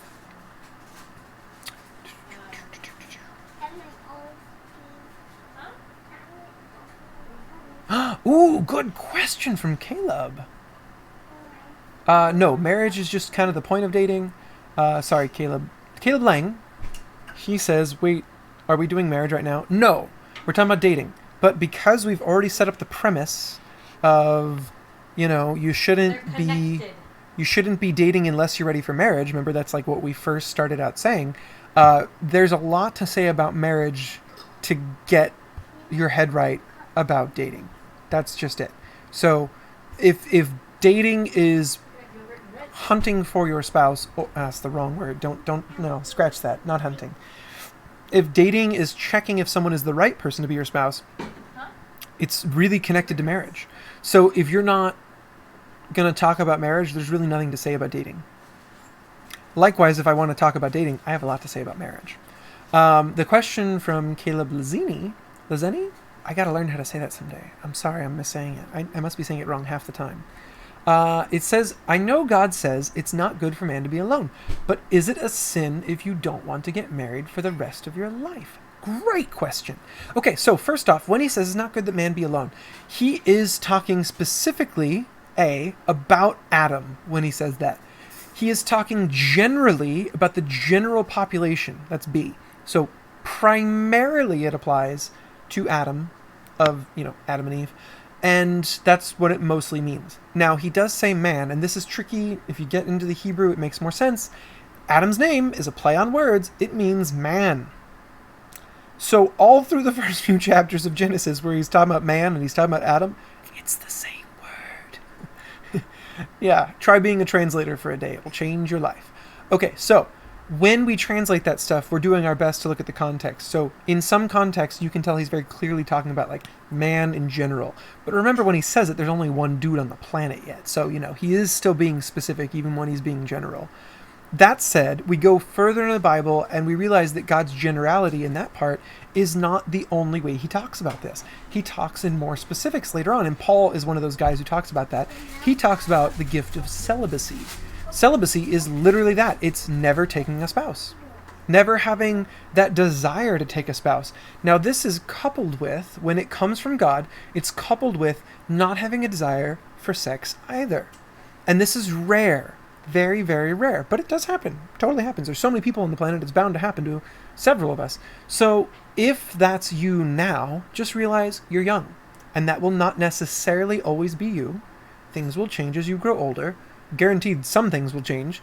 But if this doesn't change, if you stay not desiring a spouse, you stay not desiring sex, that's where you are forever, that's totally fine. Accept it, run with it. What Paul said about it was that although it's not for everyone and it's not going to be a gift given to everyone, when it's given to you, don't freak out about it. Use it. You are going to have so much free time on your hands if you're not a family man, if you're not constantly trying to take care of your family, your spouse, your kids, all that. You have so much extra time on your hands to just do stuff for God. And that's great. Now, God loves that, and so he gives that gift to some people. However, if that was God's favorite, if that was like the only way, the best way, there's no other way, then he wouldn't give the desire to anyone. He would just call it quits on romance and say, you know what, we're just going to have Christians never get married. But he doesn't say that. He tells us to get married. So it goes both ways, and he picks. That's the cool part, not us. We don't have to worry about which boat we're in. He'll make it clear. If you have a desire for someone of the opposite gender, it's pretty clear that you don't have the gift. And likewise, if you don't, and it never comes, you never have that desire, then it's pretty clear you do have the gift. And it really takes the mystery out of it. You don't have to try and figure it out. It's not complicated. Either you will or you won't have that desire. And that's it. If you don't have the desire, take it as a gift. God says you have a boatload of extra time on your hands. Use it for him. Use that gift wisely. Okay. Oh my goodness. You guys make the chat so messy. All these things.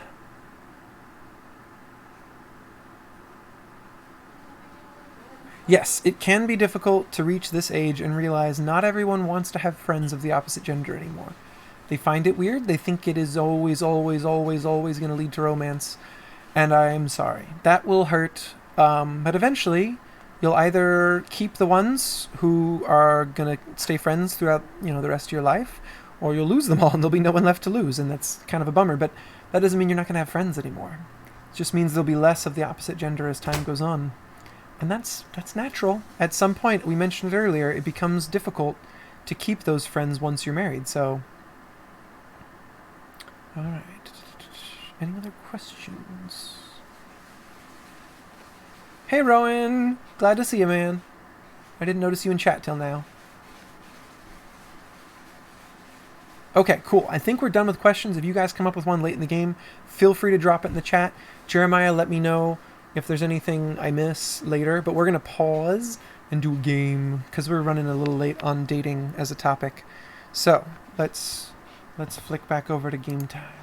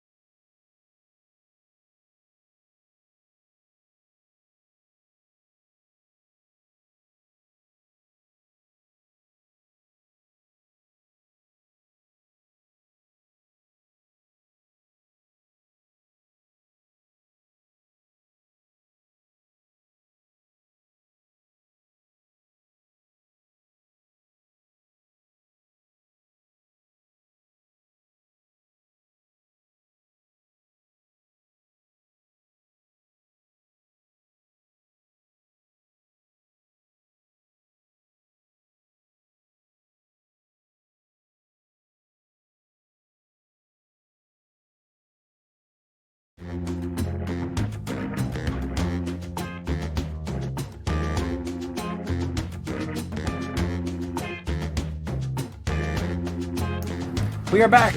We are playing Quiplash 2! Youth Group Edition. Join now by going to jackbox.tv and putting in the code AGYE. It's only a 7-player game, so if you are fast, you get to play.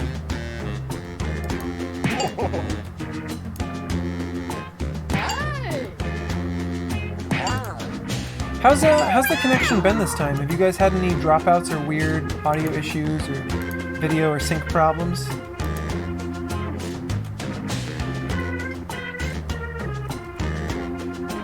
Okay, looks like our game is full. If you didn't get to join, I am very sorry. Very, very sorry, but that's just the way the cookie crumbles.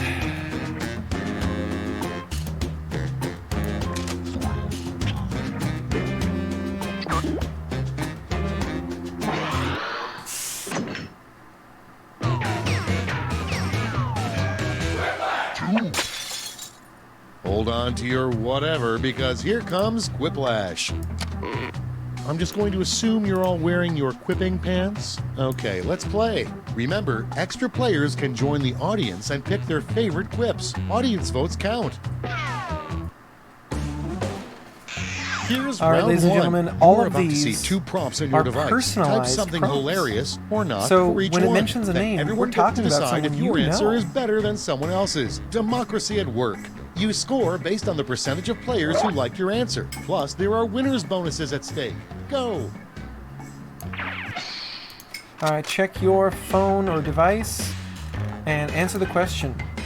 We're talking about Audience youth members, group, so instead of just answer waiting around while using the players the type, leaders try the and servants audience in play along. our youth group.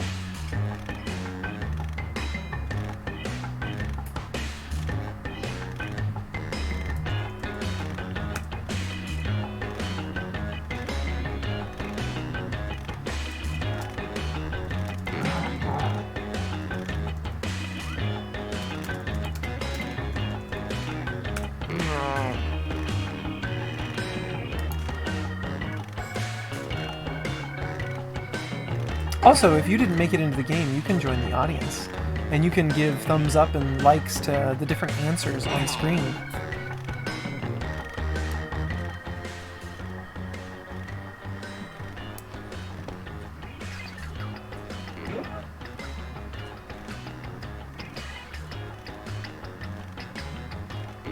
Okay, only 2 left. 30 seconds to answer. Apparently they're giving you like a lot of time on this one.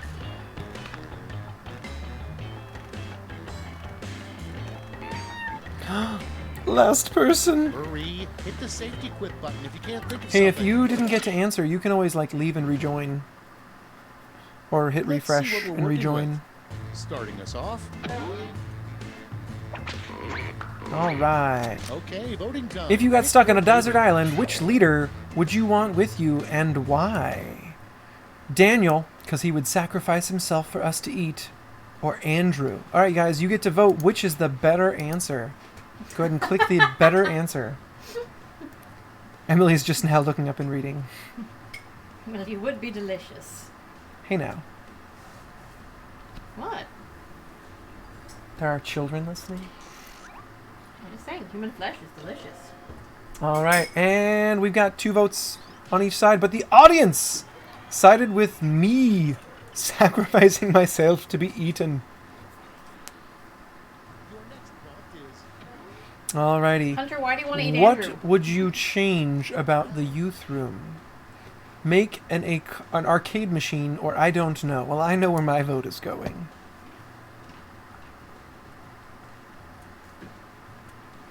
Make an arcade machine? Oh yeah, yeah, because you can put a bunch of games on one machine that way. Oh, yeah. Very, very wise. It would have to have some classics on it though, Monster? like Donkey Kong and whatnot. Something wrong with your diaper? What's wrong with your diaper? Sorry, Lulu. I don't know is not a terribly popular answer, as it turns out. Yep. Okie doke, what's up next? In an arm wrestling contest, this leader would definitely win. Pastor Bud or Andrew? Ooh, that's tough. Pastor That's Bud tough. versus Andrew. Yeah, okay, well, let's just say it's Pastor Bud versus Andrew in an arm wrestling contest. Who would win? If you don't know Pastor Bud, he was a house framer for probably over a decade. Yep, I've been framed. He's swung a hammer a few fair times. And Andrew, he works out to this day. He lifts. He curls. He's checking those gains. Sorry, Andrew, you lost to Pastor Bud on that one. Andrew says he would win. We'll have to actually try this. When the ban is lifted and you can actually touch his hand again, then we'll have to try this. All right. If Jeremiah had a catchphrase, it'd be awkward message. Or no, awkward massage? Ooh, that is not a catchphrase. And also weird. I like cake. Does he say awkward massage? Does he say awkward massage, or does he give an awkward massage, and that is his catchphrase? Oh, it was a safety quip. Oh. That makes more sense. at Sorry, least. Caleb. That was because you couldn't Ooh. answer. That's your family. But well, I want to be there. You're silly. All right, when Andrew grows up, he'll be a dentist or pastor. You decide. Or a pastoral dentist. Does that mean he's a dentist to sheep? Yes.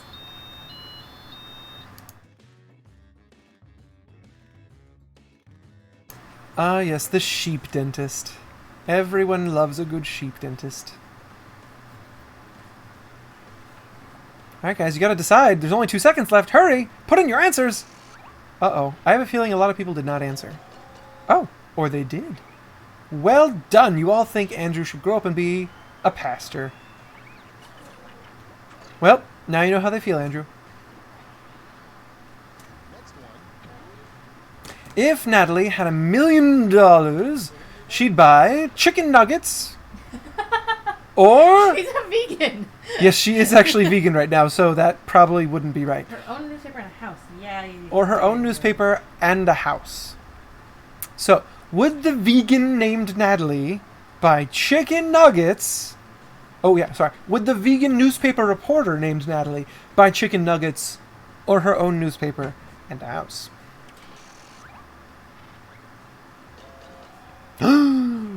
It's an even split? Dun, dun, dun. Well, that's just wrong. I feel as though you guys are pulling my leg here, or you don't really know Natalie that well. Elise is actually best friends with this famous person. Either I don't know or Quidditch. Neither of which is a person. What? You don't even know what happened here. Maybe that's Caleb's other safety quip at play. Sorry guys, I just don't even know what happened with this one. Honestly, it should be thrown out. Just Yep. the worst. Caleb Lang wants to know. It's a safety quip. Called it. Yeah, we'll totally play more games, dude. Don't you worry. Alrighty.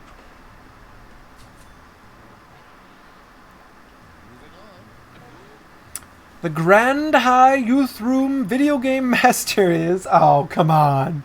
That's just not even a fair fight. Endurwa.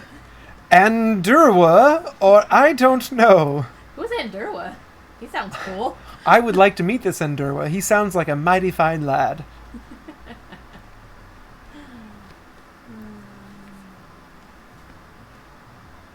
Oh, Andurwa, you've captured our hearts, one and all. And survey says... Andurwa for the win.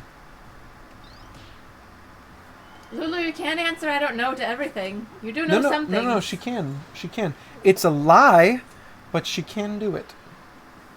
You know so much more than She this, knows Lulu. so much. She's just not letting on. Alright, guys, the answers have brought you scores, and the scores say... Dancer number 1! You are in the lead. I don't know who you are, dancer number 1. Maybe Lulu's just trying to be happy. Because they say ignorance is bliss. Ooh. Ignorant happiness. Or maybe they're just trying to not pay attention to bugs. You know, ignorant.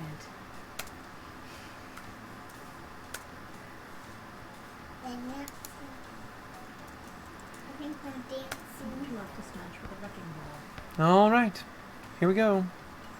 Audience, you guys can put up things you'd like to smash with a wrecking ball. You have about 60 seconds. Can I? Being fast enough. Probably not. Oh, that's a good one. 1,000,000 pounds of dynamite. Nothing would happen. Yeah, maybe. No, dynamite's a little unstable. Not that unstable. It's a little unstable. A house. A washing machine. Machayan. Is that from anime?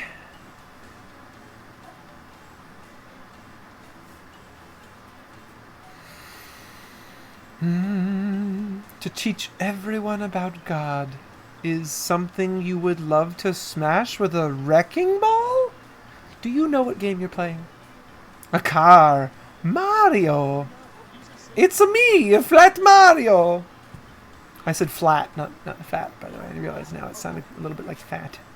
A 1,000-pound jawbreaker. That would be amazing. Right? You're so cool.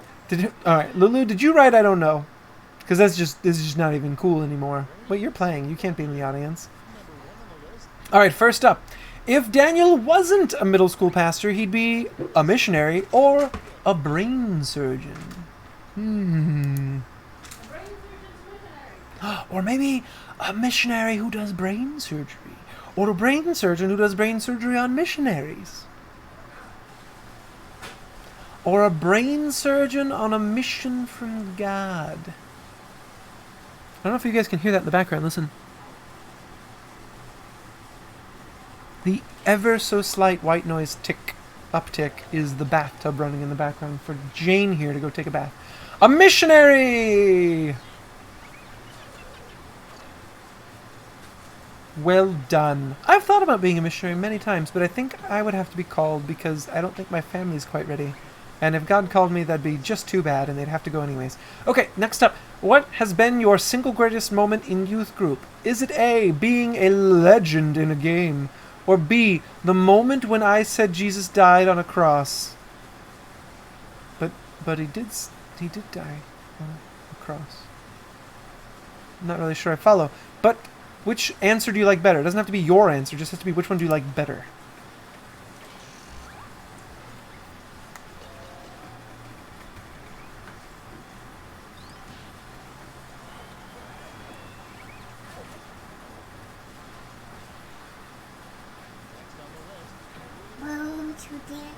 If Emily had a superpower, it'd be force field or saving babies.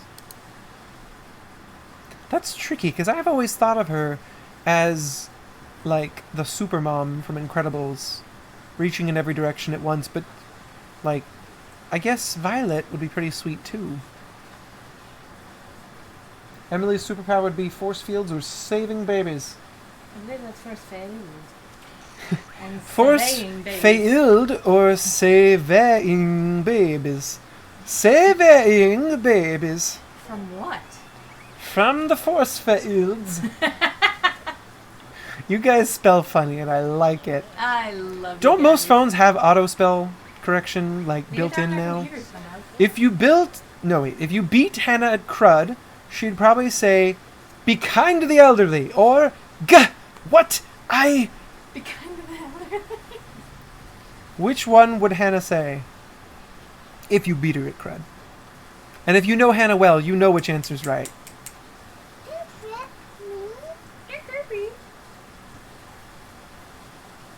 Survey says... Happy dating month anniversary, by the way. Ooh, thank you. Gah, what? I... Yeah, you know. You know. Actually, some of you would only know if you've beaten her at crud. Alright, blank, this person, always asks Daniel the best questions. Is it Jonathan or is it John Wick? Who will it be?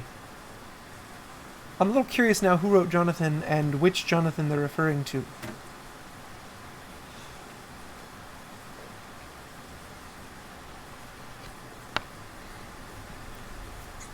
I don't actually have different youth group related questions than this exact round. I made exactly 16 questions, which is what it takes to play a game of this.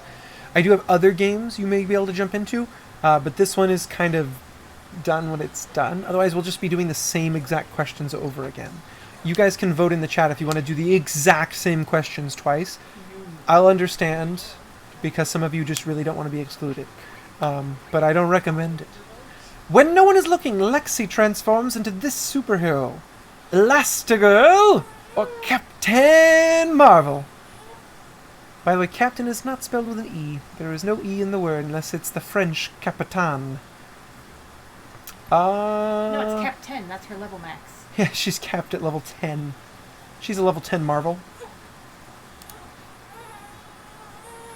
Yeah, drawing game is what else I have set up. I have the drawing game set up for multiple rounds. We'll play that last. Till the evening wears on and it is close to the 10 o'clock hour. Ooh, Elastigirl for the win. Apparently Lexi is now Elastigirl. You can refer to her as such. If you were arrested, which leader would you call to bail you out? Is it Daniel or Boogers? Boogers is my favorite leader. Me and Boogers, we go way back. We've had many good conversations together. He's been there since the beginning. You might even say that I wouldn't be the same without Boogers.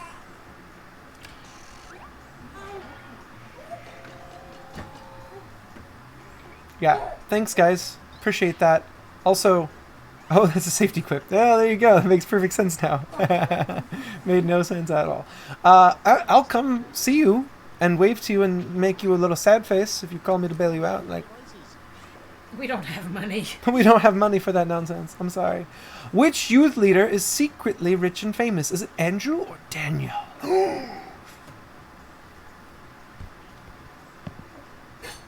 Vote now. Well, you still can. Secretly rich and famous.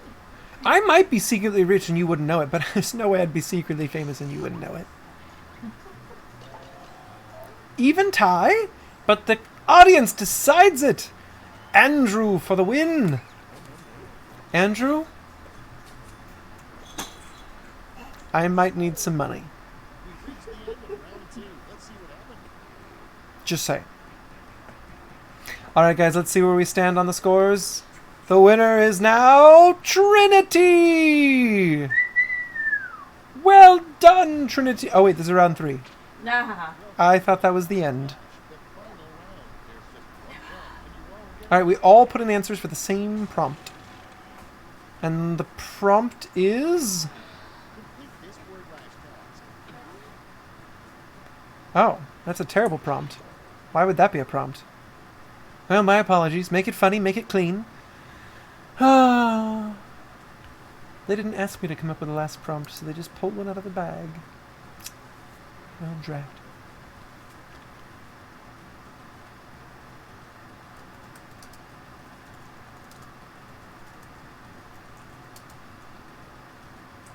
And kills it in his final sermon.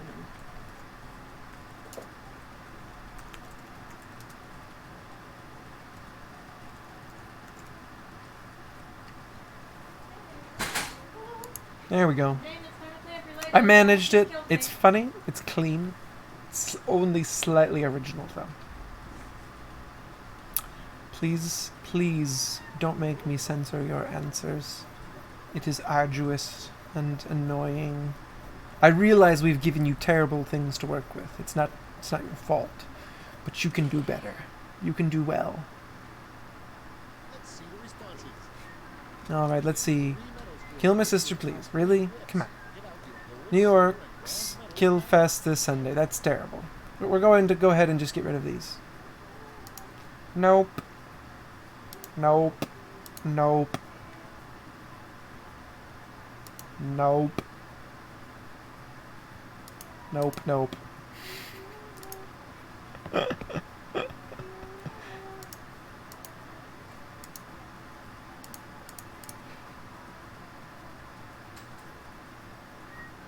Sorry, guys. You couldn't manage it. It's very sad.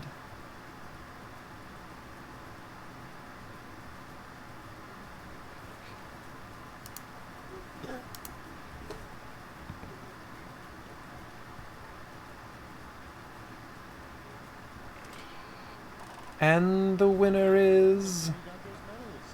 Bronze first. Show me the silver. And gold.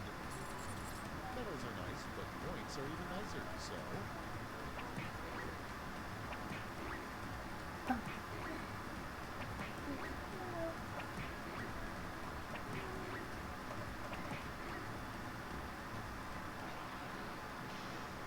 Hey, I got a bunch of points. A lot of you guys got good points, though, even with your ridiculous, awful answers. All right, let's see who's in the lead.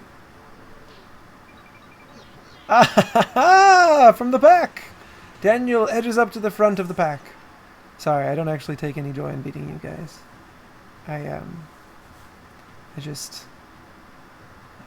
very funny. What can I say?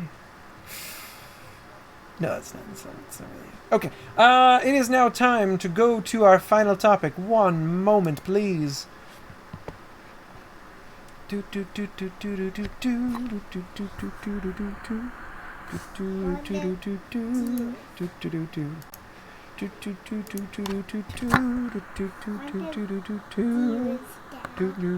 That's my waiting animation, Jane.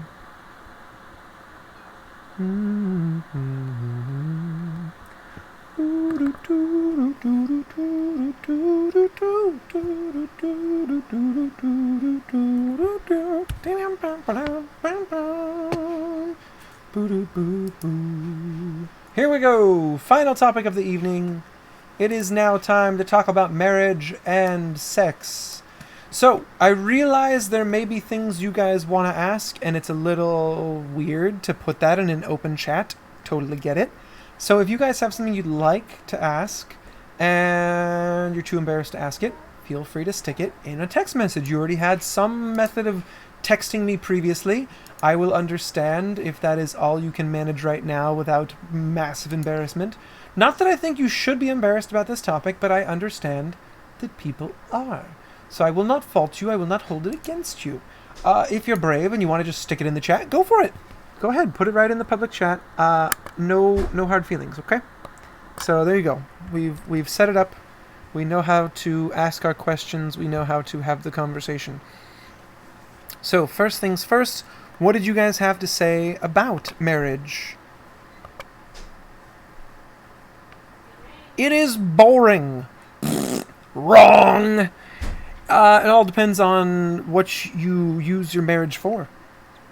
If you use your marriage for living your life with your best friend ever, then it's not really that boring. It's actually quite awesome and fun. What else have you guys heard and said? I understand that some marriages might be boring, and for them, I would say go get some counseling and make your marriage fun again. Stop climbing. Number two, that is the best day in someone's life. Now, funny thing, a lot of people make this mistake. They think about marriage and the wedding as the same thing, and the truth is, you need to think about the whole marriage, not just the wedding day. No. Lots of people make that mistake. It is not good for you to think about your wedding as your marriage and your marriage as your wedding. They are not the same thing. Your wedding is the first day of the rest of your life. Hey, Jane, right now, you're disobeying Mommy. You're going to get And in trouble. you are going to get in trouble if you can't fix that. Can you fix that? Back to the table. Nope, don't break my remote. Be careful and gentle, please. To All right, the run to the table. bath. Oh, to the table? My Yeah, bad. she's still hungry. Go. Oh, sorry. I thought it was bath time. Okay. Anyways, obedience good. Crawling all over Daddy while he's live streaming less good. Number 3, you should date a person at least 2 months before you marry them. I don't think there's a magical number that makes you ready for marriage. However, I would also suggest you don't jump into marriage super duper fast without thinking about it and actually seeing if that person is a good mate. Number 4, when you get married, you are making a commitment to love that person forever. I think that is a wise statement. I would say that marriage only lasts for as long as this life lasts. There's a reason why we always have that little phrase in the movies and in some weddings where it says, "Till death do us part." And that is accurate. That is exactly right. So, Marriage is only meant to last until you die, and then it's not. That's the end. Bye-bye. We'll be together again in heaven, but Jesus reveals that we will not be married in heaven. So even though we'll see each other, know each other, love each other in heaven, we will not be married in heaven.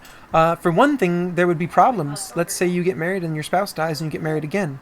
Which one are you married to in heaven? So no problems because no marriage. Not a real deal. Jesus was asked that one. That was his answer. Don't you know there's no marriages in heaven? Okay. What did you guys have to say about sex? You guys were a little more guarded on this one. Let's see. You said, it's when you sleep with another person you can grow a child if you're a girl. If you're a girl. Guess gotta work on this grammar and spelling thing. Sex is something you do with your spouse and no one else. That you must be married and you gross. These are all great statements. Thank you for them. Fun fact. Sex is a lot less gross once you're married. Just free fact for you. Okay. One of my favorite little bits of nonsense to clear up right at the start of talking about marriage is this little doozy. Is there such a thing as soulmates? Soulmates. So let's talk about soulmates for a second. Is the concept of a soulmate biblical? Well, what kind of soulmate are we talking about here? This is like the classic movie pop culture definition. For every person, there is another person who is a perfect fit for you. And the problem with this notion is many. This is actually really, really problematic. It creates a lot of headache that no one needs to have. So let's just imagine it's true. Let's pretend for a minute that it's real. Everyone has exactly one perfect fit person, your total soulmate. They match you in all ways, okay?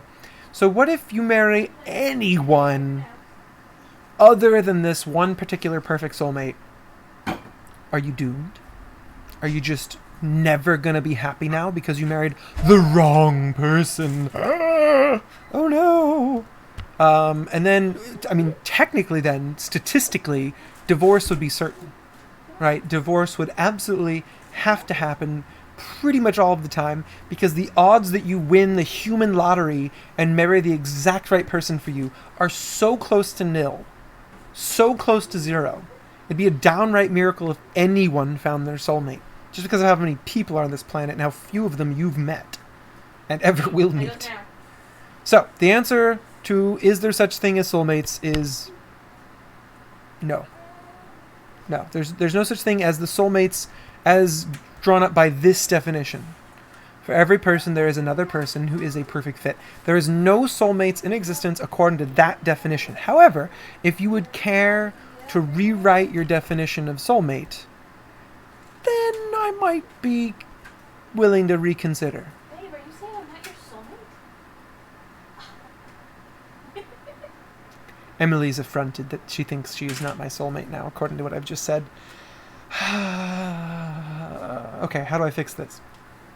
Everyone's going to think I'm like this total anti-romantic, and that's not the case. Not even a little. I think romance is something you make. I think it's something you work at. I think it's something you have to intentionally create between you and the other person.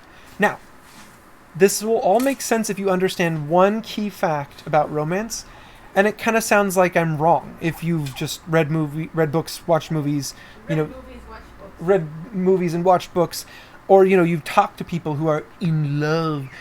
So here's the fact, okay? And this is statistically proven. This is reliable. This is agreed upon by experts on marriage, psychiatrists, psychologists, totally agreed upon across the board.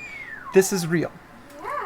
The feeling of being in love happens in most relationships, regardless of how good of a match the other person is.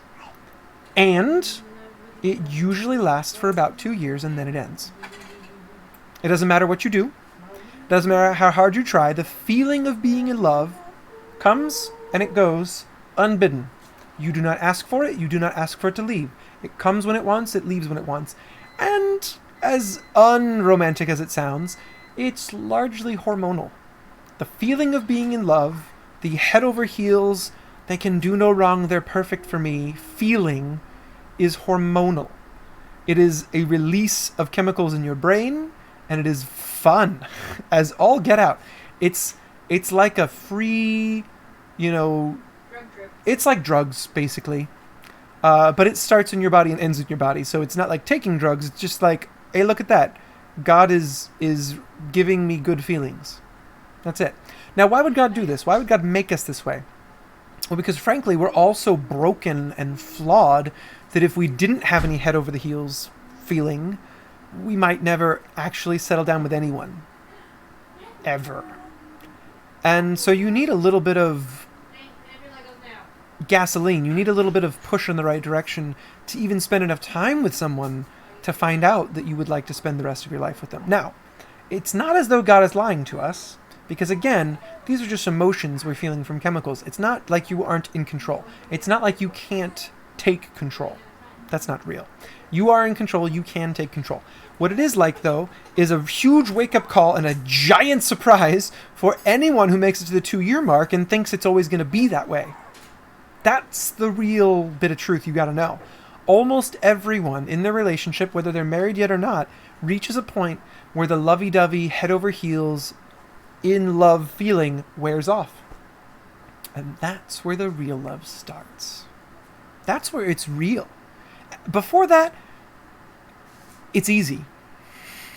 And love that's easy isn't as valuable as love that's hard. Love that's really difficult. Love that you have to fight for. Love that you have to work for. Love that you pour every ounce of your being into. Love that takes work. That love has worth. That love has value. That love means something. When you get a brand new puppy that's super duper cute and you love them and hold them and you think they're amazing, that's free. The puppy shouldn't really think much of that. But when that puppy starts staining things and eating things and tearing things and you still love it, that's real. That's real. You are overcoming the wrongness in them to love them anyways. And that's real love. When they give you nothing back, when things are going wrong, when things are at their worst and you still love them, that's real love. And once you're married and the in-love feelings wear off, that's when real love really starts to be possible and really starts to shine through. Now, if you don't know this, if you've never heard about the 2 years, if you've never heard about the in-love feelings coming and going for everyone, whether they want it or not, surprise! Nearly every movie gets it wrong. Nearly every story gets it wrong. Nearly everyone gets it wrong because it's not a great book to have to write 2 years in before conflict occurs. It's not a great movie if you say they lived happily ever after for another 9 months and then the 2 years was up and they didn't live happily anymore. Like, that's not good storytelling, so we kind of tend to skip it. And that's really sad because the best acts of love, the best shows of love happen after the in-love feelings go away. So, knowing all this, knowing that in-loveness is not a guarantee, it's not going to last, it is going to fade, why would you get married? Isn't that why most people get married, is for that in-love feeling? Because they're in love?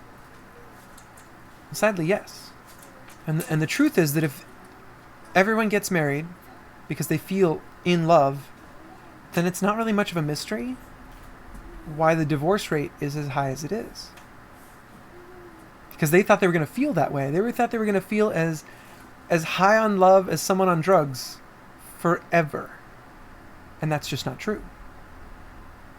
So then that goes away, and they think something's wrong with their spouse. They think something's wrong with the person they've chosen.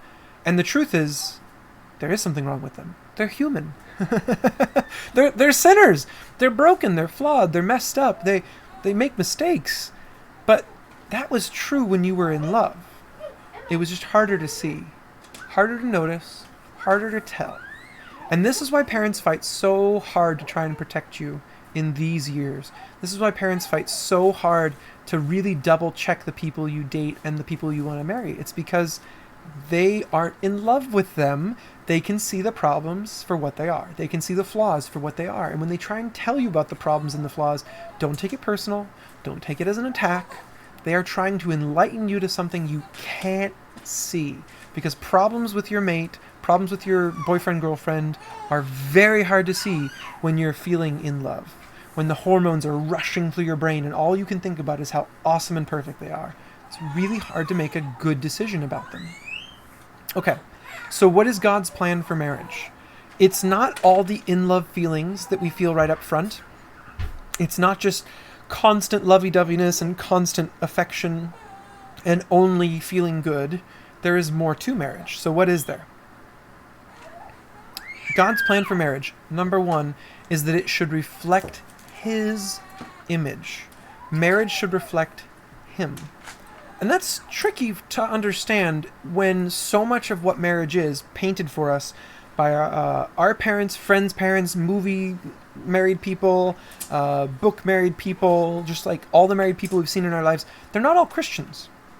And even some of them that are Christians are not following God in and with their marriages. So, not every marriage is going to reflect God. And because of that, we kind of forget. But that's how God made marriage. Remember, He made marriage. So marriage is meant to reflect Him. And he has some specific ways. One of them is the structure of marriage.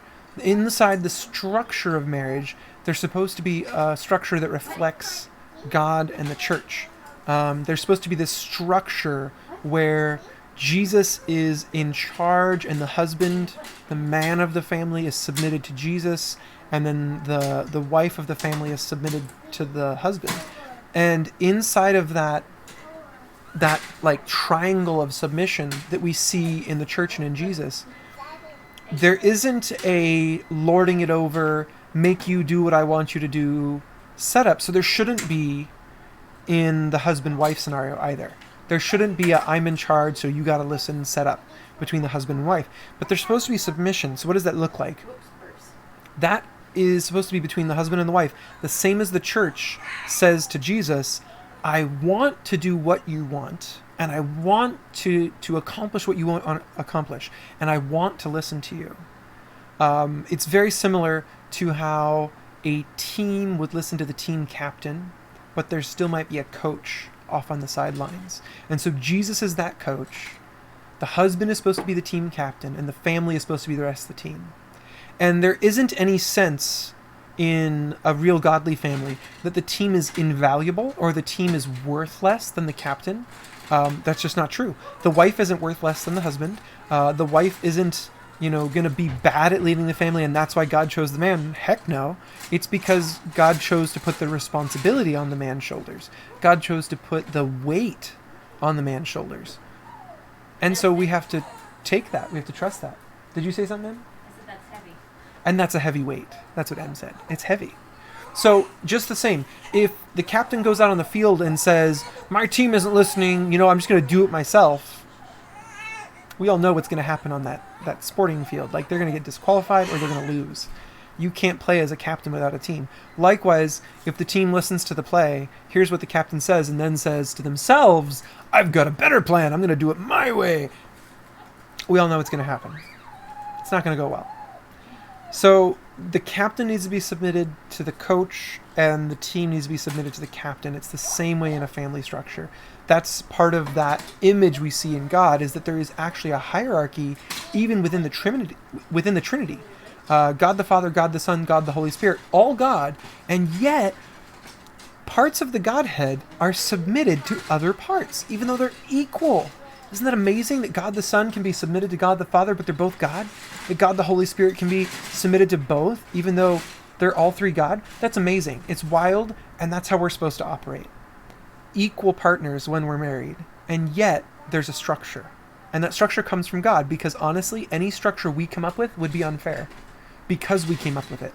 Anything we do to vote or pick, I'm in charge this month, you're in charge next month, it always will put someone at a disadvantage because we're picking. we're coming up with it. It means we can manipulate the system. We can make alterations to our benefit. That never works out. Go God's way. Do it through God's picture for marriage. Secondly, a marriage should raise godly children. God originally set this forth as one of the primary things that marriage was supposed to accomplish. If godly families don't raise godly children, where does the next generation of godly people come from? It's a heavy thought. Oh, so no? One of the weird things I heard one time, we had a missionary come to our church.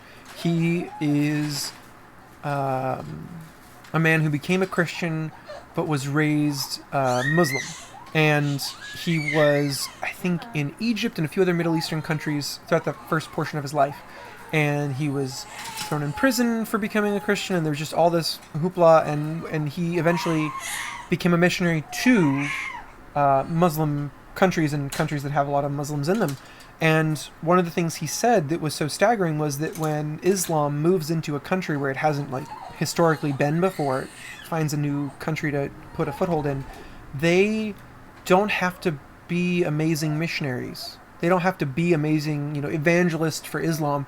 They can actually convert the country in a few generations just by having more kids per family than the people who are already in that country.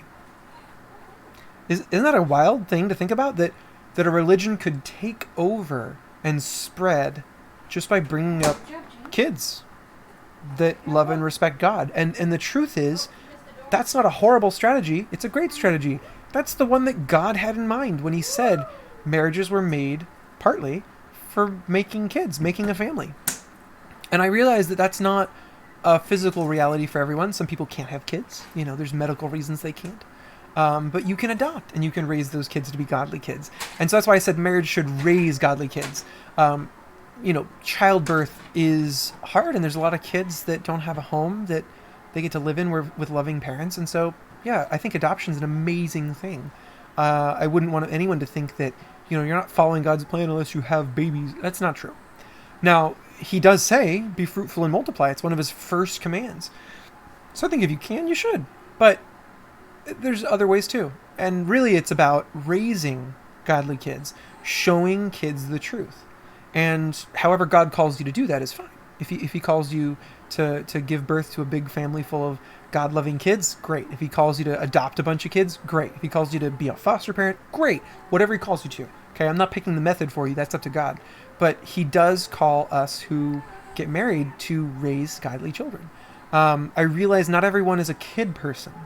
I know some people that like kids, but they don't like babies, This is tricky, but the answer, the short one, and I hope it doesn't offend you, but I think it's the truth, is that our personal preference matters less than God's call. So talk to God, figure out what his call is. I understand that preferences may go this way and that way, but when push comes to shove, God's opinion counts the most. So figure out what his opinion is for your family, for your marriage when you get there. And then third, a marriage should establish and build his kingdom. There should never be a Christian who gets married and stops having time to share the gospel. There should never be a Christian who gets married and becomes less effective as a Christian, less effective for God's kingdom. It should never be that way. Now, there may be a division of time. There may be a division of attention where you need to pay attention to your wife and you didn't have a wife before. I get that. But don't go getting married to someone who's going to slow you down. If you're the kind of person that shares the gospel readily, find a wife who's the same. Find a husband who's the same. If you're the kind of person who likes to invite people into your home over for dinner and you want to share the gospel that way, find someone who likes to do the same. Find someone who's going to go with you where you are already called to go. Find someone who's going to share with you in the places where you're already called to share.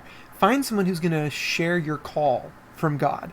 Don't pick someone who you're physically attracted to or seems like a good match because you guys enjoy playing the same things and doing the same things and watching the same movies, and then later find out, it's really slowing down my walk with the Lord. That should be one of the first things you check on, is if this person is going to help you in your walk with the Lord or if they're going to hinder you. Check on that right up front. It needs to be one of their first considerations. Now, all of these are specific, but there's a general rule of thumb. What is God's plan for marriage?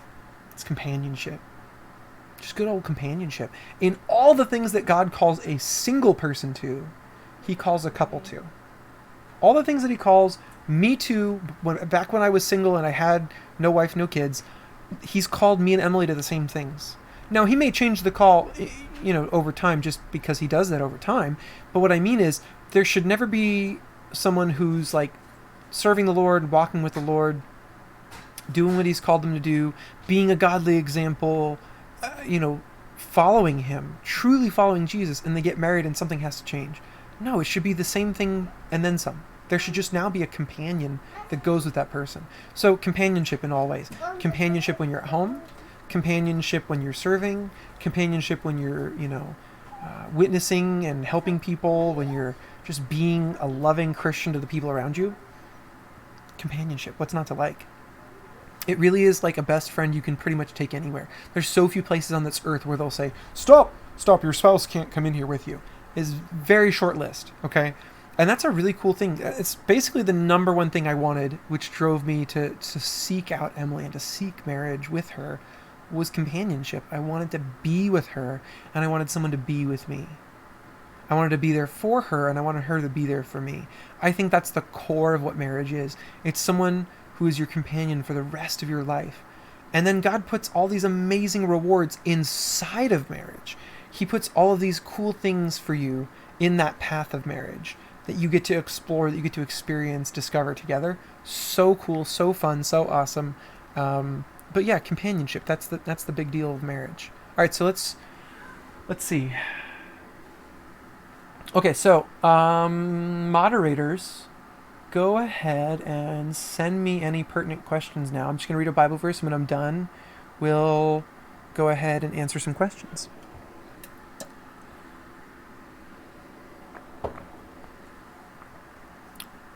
Okay, so Genesis 1, 26 through 27, this is right where God invents marriage, or at least he tells us about it. I don't know, maybe he thought of it earlier. Then God said, let us make human beings in our image to be like us. They will reign over the fish in the sea, the birds in the sky, the livestock, all the wild animals on the earth, and the small animals that scurry along the ground. So God created human beings in his own image. In the image of God, he created them. Male and female, he created them. As soon as he creates them, he goes on to set them into a couple. The first two, he couples together. He marries them, essentially. So those two, he created them with that in mind. He made them of two kinds to go together. And that's the point. That's the idea behind men and women being different, is because two people of the same being together would just bring the same things to the table. They would be bringing the same qualities to that relationship. And that's great for like a factory mentality or a job mentality where there's multiple people doing the same exact thing the same exact way, but that's not what marriage is for. Marriage is to complete someone who's human, and we humans aren't perfect. We're so broken. Marriage is one of the closest things we have to completion in this life. We'll be truly complete in heaven, perfected, but that's not this life. So in marriage, I find that Emily shows me where I forget things, where I miss things, where I overlook things, where I maybe over prioritize one thing instead of the other. She completes me in that way, and I like to think I do that for her. It definitely helps in raising children to have people who are very different and see things from different perspectives. It would be next to impossible to find, discover, learn, grow in your parenting style if the other person was just the same as you. It would never work. Having that other person to bounce off of really makes decision making in parenting and in life so much better. You get such better decisions when you can talk to God and then have two different kinds of minds processing his response.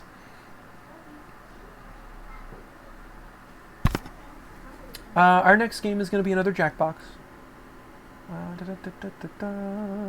Yeah, I think wives should be friends above all your other friends. I really do believe that. In some marriages, it doesn't work that way. And I wish it were so in those marriages. I think they're missing out. But I have seen marriages where the two are not friends in the classical sense. Friends in the, I like to go fishing, she likes to go fishing. I like to knit, he likes to knit. You know, there's not always going to be that kind of friendship. We enjoy doing the same things, and that's okay. I don't think a marriage has to have that. It's cool when you do, but I think there needs to be a friendliness in your marriage. I think there needs to be well, like I said before, companionship. You need to be willing to spend time with each other. There's no replacement for that. You can't dodge it. You can't avoid it. You can't replace it. Some marriages fall apart purely, and I kid you not, just because each person in the marriage spends all of their free time, all of their extra, with a friend of the same gender. The husband's off with his guy friend or friends. The wife is off with her girlfriends or girlfriend.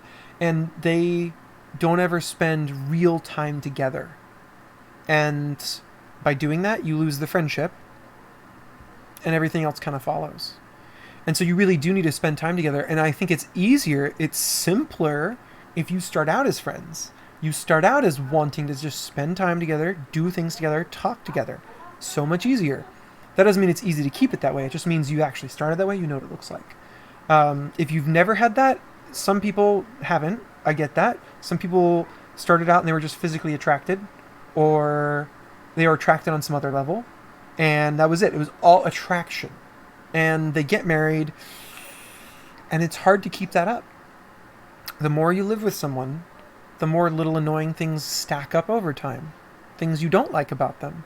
And real true love is overcoming those, showing them love, showing them appreciation, showing them kindness, showing them preferential treatment, even though they might annoy you sometimes. And if you don't have the quality time, if you don't have the effort spent on just being together, it's hard to do that. It's really hard to do that. You end up only seeing each other when you annoy each other. Yeah, you tell me if you think that'll work out. Not well. Not well. So, yeah, I think you need to be friends on a certain level. You don't have to be like, buddy, we like the same things, let's go play video games together. Not every couple's going to like the same things. And that's okay. But you need to spend time with each other anyways. Maybe it's just talking. Maybe that's your common ground, and that's fine. That's plenty. But you got to do something together.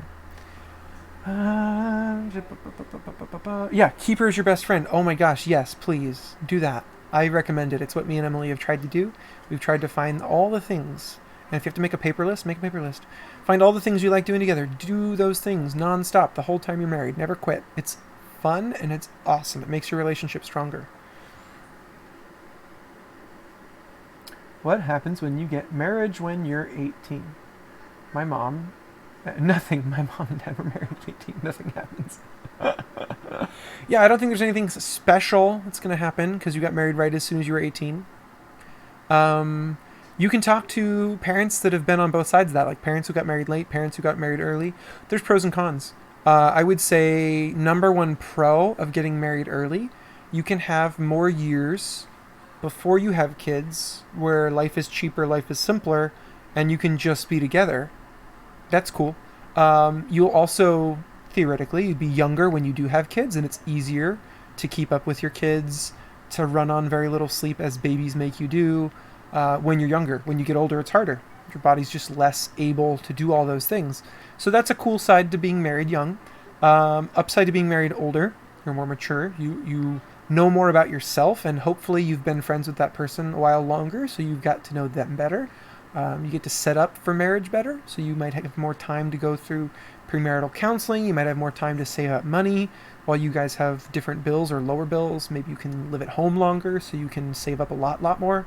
You can get a house in the meantime. Like, there's so many practical benefits on both sides of the equation, so I don't think there's just like one right answer for everyone. One thing the New Testament does say, though, is that if you just can't handle waiting, if being apart is too stinking hard, then you should be together. And I don't mean that as like a blank check. See, now you've got Pastor Daniel's permission. It's not how I mean it. I mean, be practical.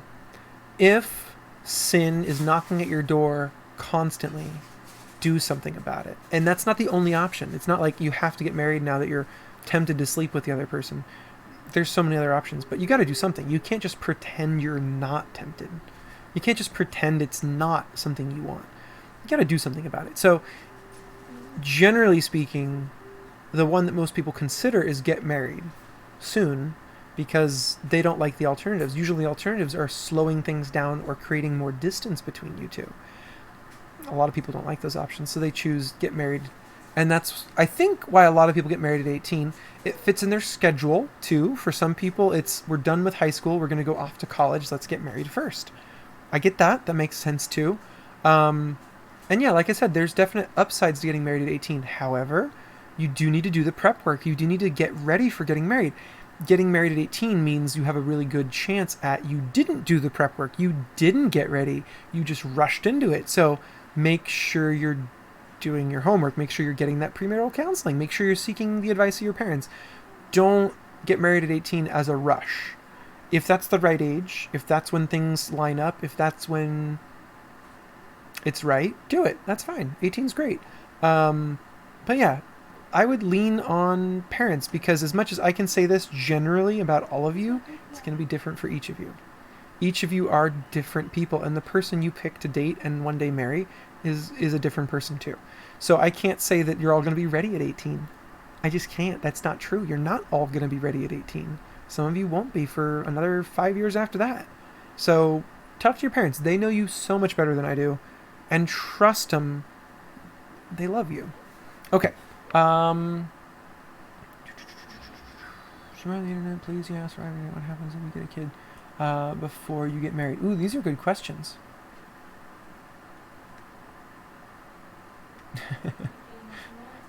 Weston really wants me to show his pictures. He sent me some of the best pictures. I'll admit it. You guys sent some cool pictures, but Weston, I think, went through his back catalog or like ran around his entire property taking cool pictures. So, you know, he did send some pretty sweet ones. Okay, what happens if you get a kid before you get married? It's messy. It's hard.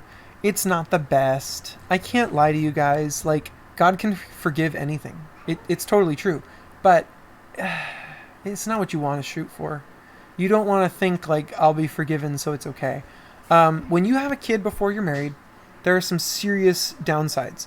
So one of them is when a kid is born, they immediately need gobs of attention. Newborns need attention around the clock. Okay, so what if you don't have a tag team partner? It's just you 100% of the time. What if you don't have that person who will get up in the middle of the night to change a diaper, to clean up puke? Like, what if you don't have that person who loves you and loves your kid unconditionally, living with you right there next to you? That's going to be really hard.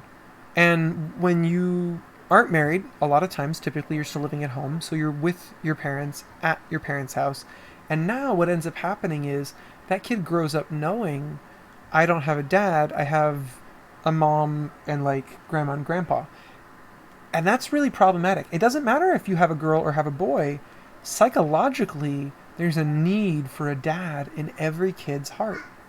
And some of you who've grown up in other family circumstances where that's not been the norm for you, you know what I'm talking about. You know it's hard to not have a dad there with you. You know it's hard to not have that really good, strong male role model waiting at home or coming home right after school. You know what I mean? Like, you need that guy there for you. And some of you have previously not had it, and now you have it. You know, like, your family has been made whole, and that's awesome. And so you really get it. You know when it's not there, it hurts the kid. And so from the kid's side, the family needs to be whole. The family needs to be whole. And that's not always an option, and some of us live without it. And that's just, it's second best. I hate to say it, I hope I'm not offending, but it's second best. The best is to have the family be whole.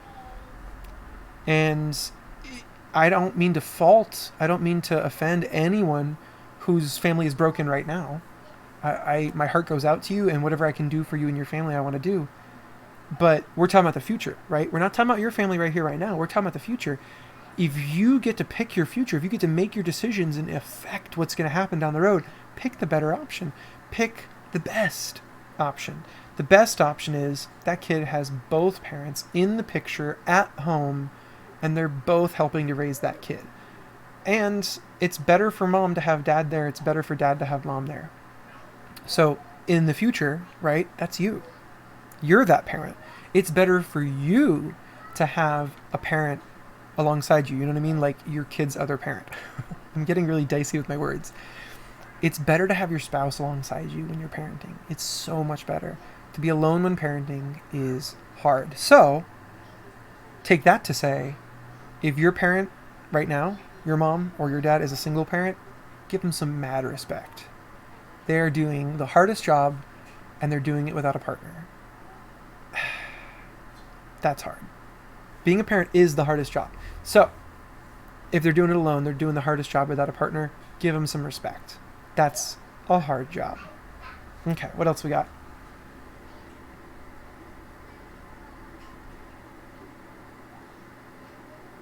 Oh yeah, you guys want to know about the Kahoot too. Okay. So real fast, let's answer the repeated question from Elliot. Very interesting that Elliot's watching along. Sex is like the culmination of marriage. It combines all the different aspects of marital love into one thing. And it's where the Bible talks about the joining of two bodies into one. And that's a really neat picture poetically. And I know it grosses some of you guys out, but it's not bad. There's nothing bad about sex. We have one more verse, and then we're going to get into sex. We'll start talking about it more after this verse. So here we go. Ephesians 5:25 through 27. This is actually backtracking a little bit, but I just want to give you guys the scriptural basis for stuff I said earlier. For husbands, this means love your wives, just as Christ loved the church. He gave up his life for her to make her holy and clean, washed by the cleansing of God's word. He did this to present her to himself as a glorious church, without spot or wrinkle or any other blemish. Instead, she will be holy and without fault. Essentially, this is just saying that even though in the marital structure, God's placed the man as the person with the responsibility, the person to lead, it doesn't mean he has it easy, and it doesn't mean that he's like somehow better, bigger, stronger than the wife. It's not the case. It really is about who's supposed to make the biggest sacrifice when push comes to shove. That's what it's about. God picked the man, and he says, you're supposed to make the biggest sacrifice. You're supposed to lay down your life for your family. And sometimes that's in the literal sense of protect them with your life, save them, but usually it's not that. Usually it's you lay down your desires. You lay down what you want. You lay down what you crave, and you do what's good for the family. And when you look at it like that, you start to realize God's not saying to the husband, you're in charge and the wife just has to listen to you. Ooh. I'm getting brownie rewards. Who's that good boy?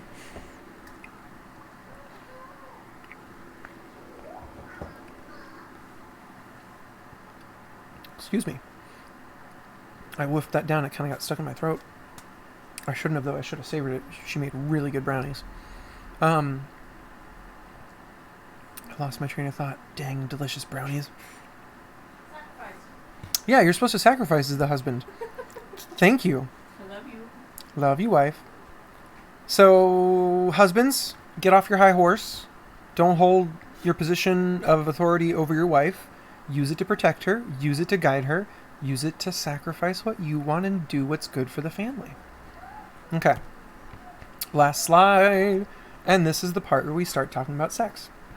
So, A, sex is not wrong. I hope you've never taken what people say in church or what your parents say or anyone to mean that sex is bad or sex is wrong. It's not. Sex is good. But there's caveats. But it is good. God made sex. We didn't invent it.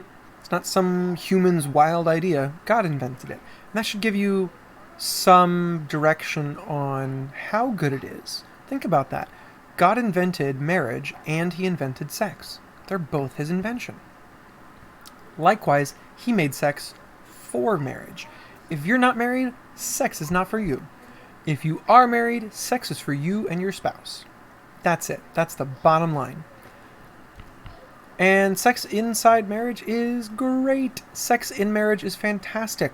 It is one of the most pure, undistracted ways for a spouse to love their spouse. For a husband to love his wife, for a wife to love her husband. There's really nothing else that should be going on during sex except for you loving the other person. And that's kind of rare.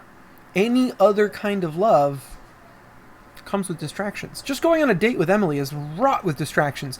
You know how hard it is to find a restaurant now that doesn't have TVs in it? It's ridiculous. You know, like, most people stay home and watch TV. We go out on a date, we're not trying to watch TV. But, like, there's all these different ways you can show love to your spouse, and there's usually distractions involved. Sex is not that way. The other thing, too, is that some people, as they get older and they get past the ew, gross reaction to sex, they get to the point where they get overly excited about sex. Sex becomes the reason they're getting married. Sex becomes the reason they want to date people. They're just craving it. And that's unhealthy. Sex is supposed to be the way you show love to your spouse, not something you get from them or something you seek out relationships for. And so you do have to be careful about your mindset regarding it. It shouldn't stay gross for long. You know, at this age, that's fine. You can think it's gross. I don't care. Go ahead. But at some point, you're going to cross over the threshold and start thinking about it as something you want in your future, not something that's gross. And when that happens, just make sure you don't put it too high. That is essentially where our culture is. Culture, all the people around us, all the movies, all the books, they don't have, by and large, God in their mind. They don't have heaven in their mind. They don't have good, awesome marriages as like the backdrop for their thoughts. So they look for, what are the greatest individual experiences? What are the greatest things I can experience? And those become the things that people in this world worship. They worship drugs because there's so many switches in your brain that get flipped and so many feelings you can feel. And sex at least has that in common. There's a lot of switches in your brain that get flipped and so many feelings you can feel. And so these things get worshipped. Alcohol gets worshipped. You know, adrenaline sports like jumping out of airplanes and going rock climbing, those kinds of things get worship class following. Famous people get worshipped. And these things are all worshipped because we're looking for some sort of experience where we belong and we feel things. And as much as you do get that in marriage, that's not the point of it. And so some people hunt for marriage. They hunt for a spouse so they can get their fix, so they can get that high of receiving an experience, of receiving a feeling. And that's going to backfire. There's more to marriage than sex. There's more going on inside a marriage that you need to do to make that marriage healthy. And really, sex is only at its best when the marriage is healthy. That's really the truth of it. It's really going to be at its best when the marriage is healthy. So fight for a healthy marriage. Don't fight for sex. Okay. If I've weirded you out too much, then just know we're done. Huzzah. And if you have more questions than that, you're welcome to chat them, text them. Be my guest. Anyways, we're going to move into our last game. This one, we can play multiple rounds, so more of you guys can join. I will say, though, if you already played a round of a prior game, wait, let other people jump in, and then if there's spots at the end, you can jump in. Okay. Let's get our game up on screen. And to 9-year-olds watching a middle school video, I say, parents, did you get all of our many emails telling about which topic was on which night? Because I feel like either you didn't, or you didn't tell your middle schoolers that your 9-year-old was going to be watching with them and that was okay. But I don't know. I'm not there. I'm not part of these conversations.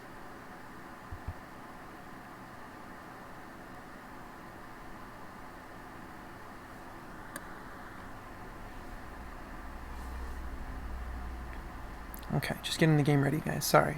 It's got to open up. It's got to load. It's got to connect.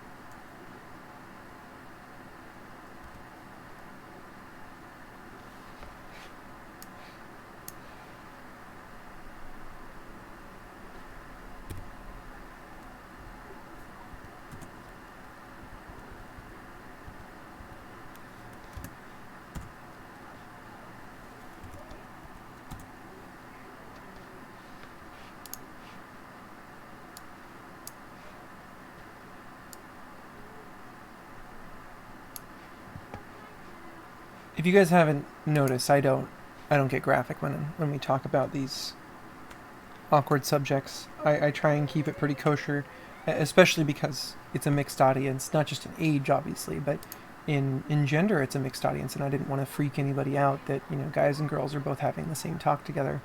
So I keep it pretty kosher. It's more about the relationship when we talk about these hard things than it is about anything weird or gross. Okay, sorry. Game is coming. I am almost set up.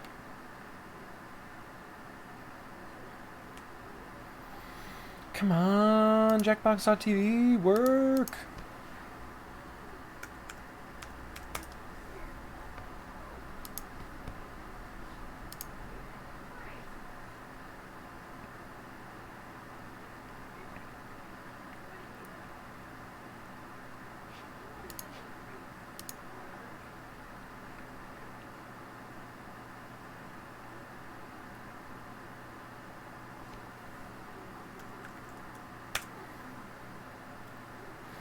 Alright, the game has loaded. What do I do? I'm going to put it on this monitor.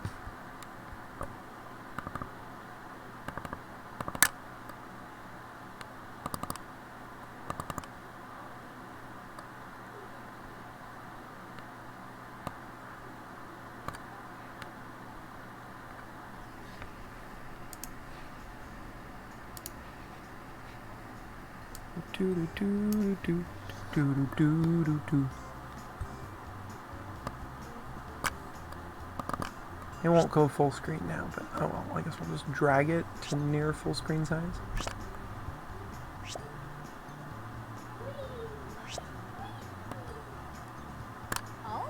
Remember, if you already played, you shouldn't be in there right now. You should be waiting and letting other people join.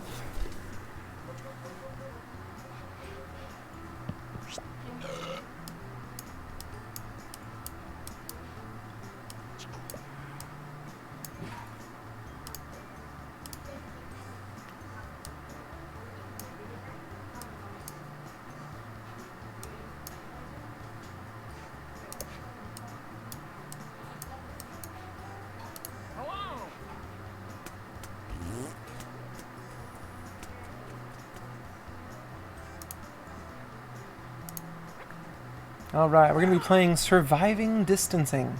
Tonight's theme is Surviving Distancing, the social phenomenon. Alright guys, finish up your picture drawings. Sup? Caleb the Troll.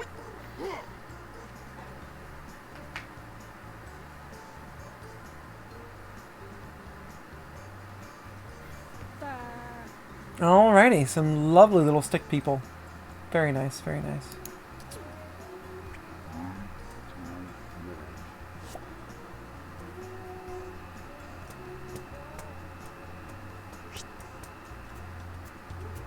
Ooh la la, we're gonna play some Drawful. Wow, 8 players? I'm not even sure I know 8 people. Come on. All right. All right. Yeah, Elliot, just chill, okay? We're trying to be nice here. Trying to be nice. All right, guys. Check the prompt at the top of your device, your phone or whatever you're playing on, and it should be in some color up there up top, your player color, and then just draw something to make people think of those words. So, go, do it.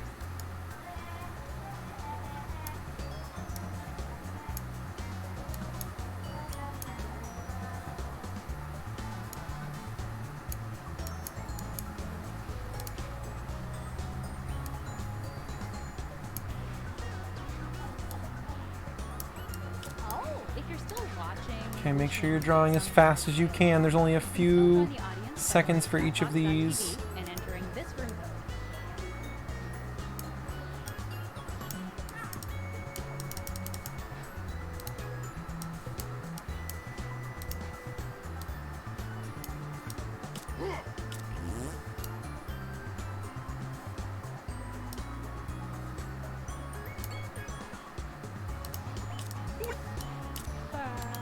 Okay, I got mine in there.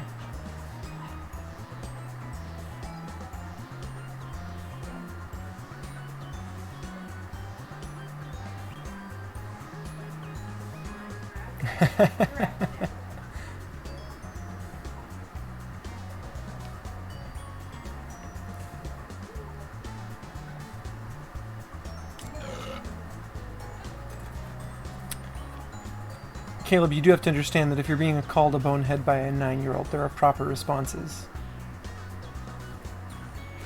First of which is, nuh-uh. Yeah, Caleb only sort of kind of got to play. He really had his answers written in for him by the computer. I don't know if you caught that last time. He really wasn't playing, per se. Alright guys, let's see how we did. First drawing, everyone now has to guess what this is a picture of. Now, of course, if you drew it, you won't get to guess, so you're just going to sit there and wait. Sorry. But for all of us, type in the answer. What do you think this is a picture of?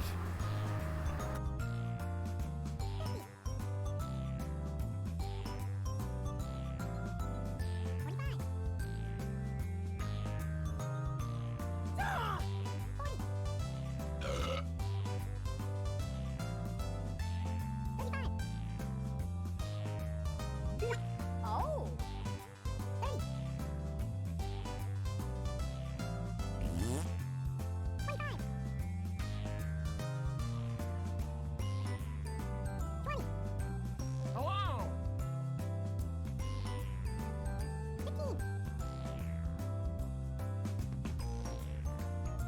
Come on, typing time is almost up.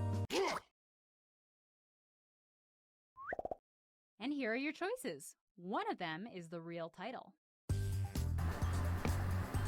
What's that? Alright guys, now you have to vote on which thing was the original thing. What was the prompt shown to the drawer? And don't pick any of the ones that look like someone just typed it in 5 seconds ago. To be fair, I'm just going to pick option 1 every time, because I know all the answers. I wrote these. And here And if option 1 is a win, I'll win, and if option 1 is not a win, I will lose.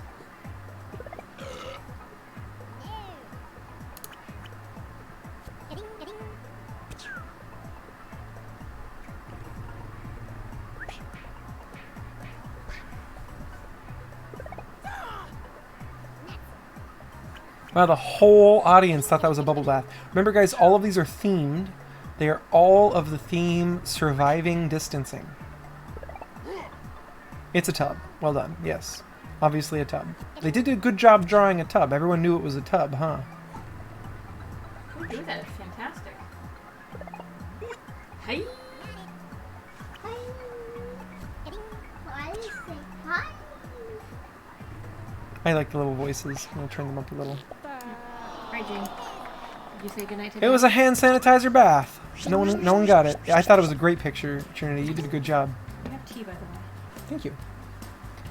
Figured your throat would be dead by now.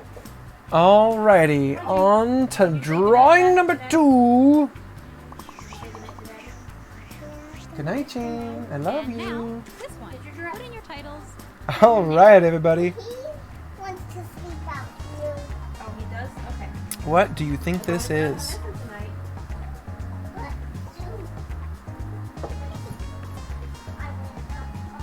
What?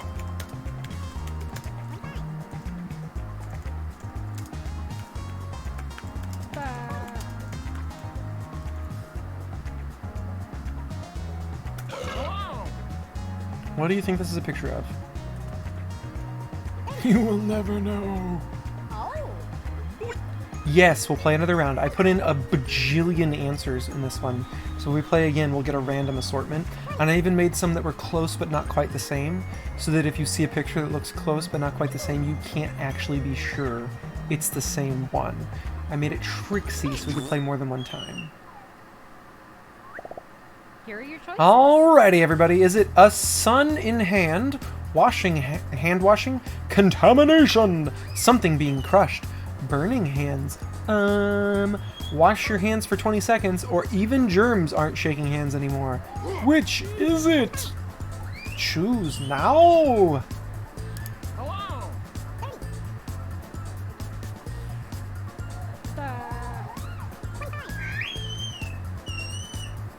I don't know if you guys can hear.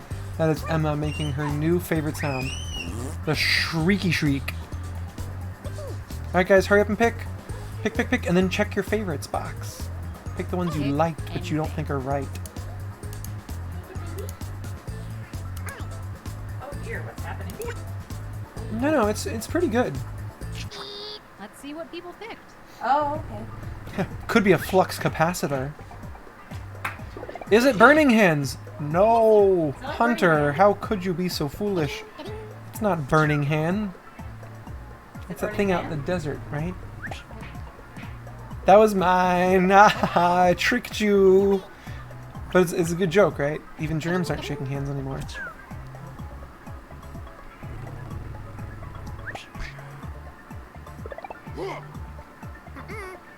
The audience liked that one. Good job, Malachi.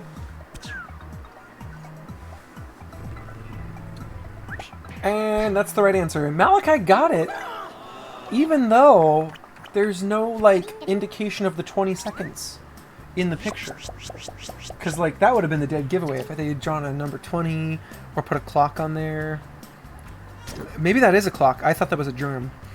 Huh? Alright, who's in the lead? I don't know. It's just points. Gonna be flung all over the place. Everybody's got points all over the place. And now, this drawing. Yep, everyone can read that. It says, "There's stars! It's stars! Orntas!" I'm gonna make up what that is. Here we go. It's,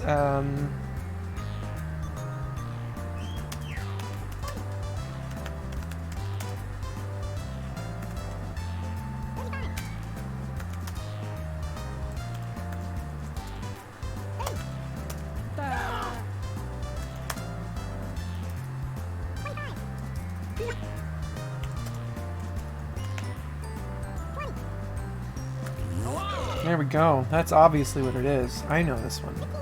I can totally tell. I feel good about my answer. I think I've got this nailed. I got this one in the bag. And here are your. Is it a man holding the cross? Or finally, we're out? Or Jesus healing the sick? Or this is not good? Or a wig? Or I don't know? Or Ornitas?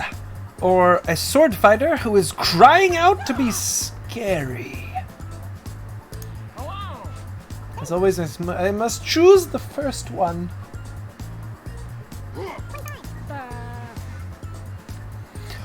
What will it be? My old man body is tired of sitting on this couch.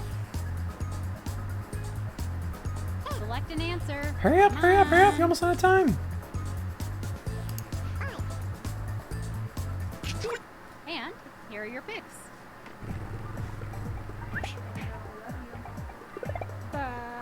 Maybe it does say don't ask. That's pretty good.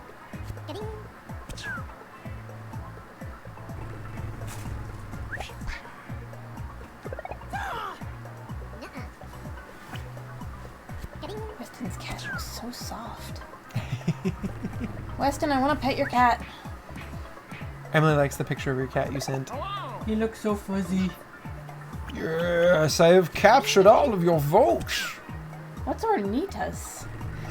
It's what it looks like it says. Totally does. Ornitas? Ornitas. It just sounds Spanish. I don't know what it means. Oh, but it I'm so sounds- hungry. Ornitas sound great right now. It's Jesus healing the sick, of course. Obviously. I mean, couldn't you tell? From that drawing with Ornitas written across the top? Clearly. Ugh, she's already up. Jane, go to bed. She's in Oh, bed. She's gonna sleep. oh. And Me here's bad my drawer. answer. You managed to write me bed drawer.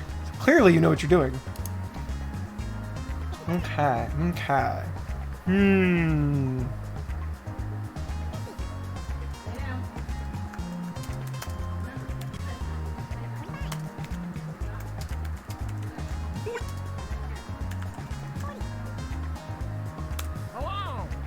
I know what that is. I can tell. I can tell.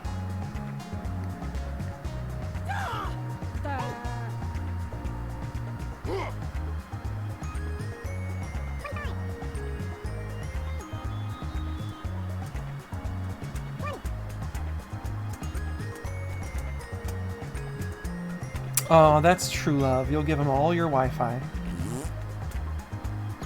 Hey, I'm serious. Time is up. Only a few seconds, guys. Hurry, hurry, hurry.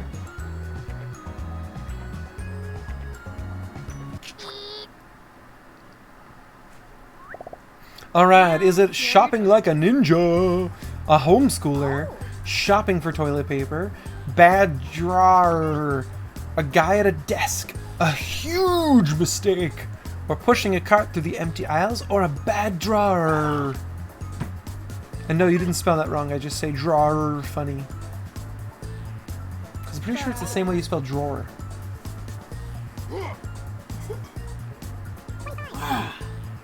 Why? Why is English so terrible? It's pretty bad. Okay, who picked what? A bad drawer. It's Emily. Hi guys. I miss you. Also, it's a baby. Oh, I have so many cute things to kiss. Cuteness has multiplied. That's what happens. I will give you all my Wi-Fi. I captured you and your devout trinity. Ha ha ha ha. Something. Why? Tape. Good night, Malachi. Love you, buddy. Miss you. Have fun going by. Ga-ding, ga-ding. Love that sound. Oh my gosh, audience drawing so cute. It is shopping like a ninja. Bunch of little kittens. What? The audience vote draw. Oh, It yeah, that looks little like bunch of kittens. a little bunch of kittens.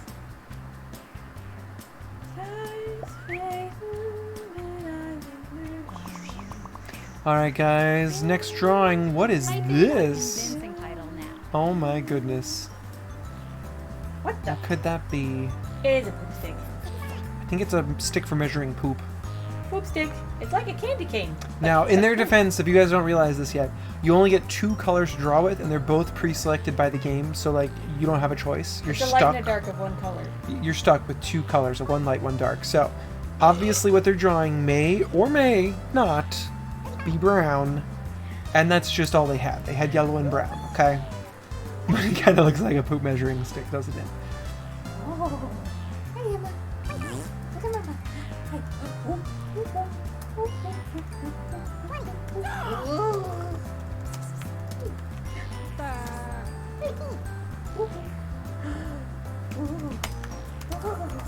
Quick, type in anything.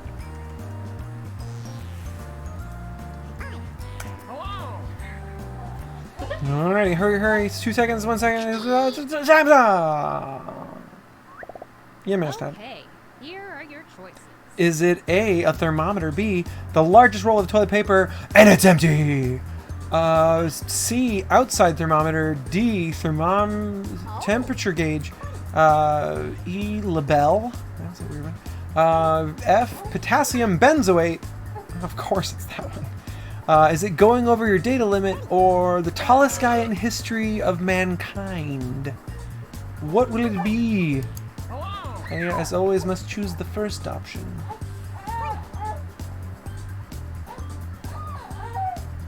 A thermometer. You ever say that word wrong? It's funny. Thermometer Come on, pick one. for measuring thermal conditions. Alright guys, 5 seconds, time's And up. here are your picks. Is it label? Pen label? No, why would it be label? That doesn't make sense.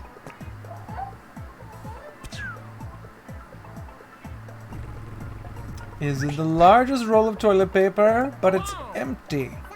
No one took my bait except the audience. Well, thank you, audience. Your points still count. Is it a temperature gauge? No. No, it's not. No. And is it a thermometer? No. Also no.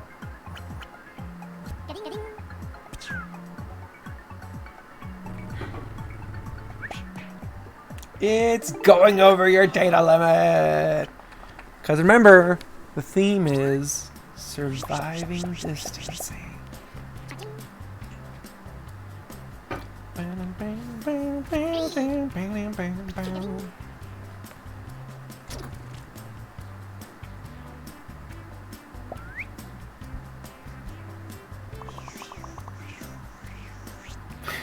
Let's take a look at our next drawing. You gotta love one when there's question marks right in the drawing. It makes you know this is gonna be good. It's very good.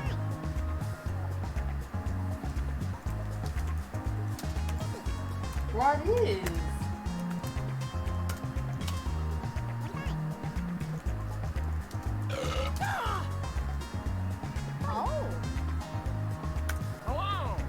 Alright, what is that picture of? Can you decipher it?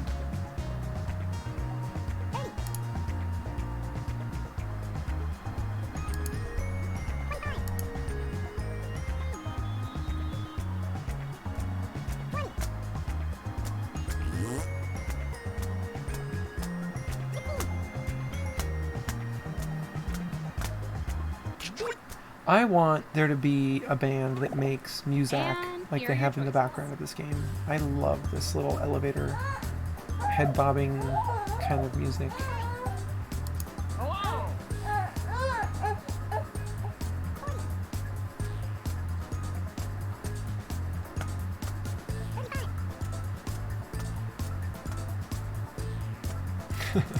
Some of these are so literal, it's ridiculous.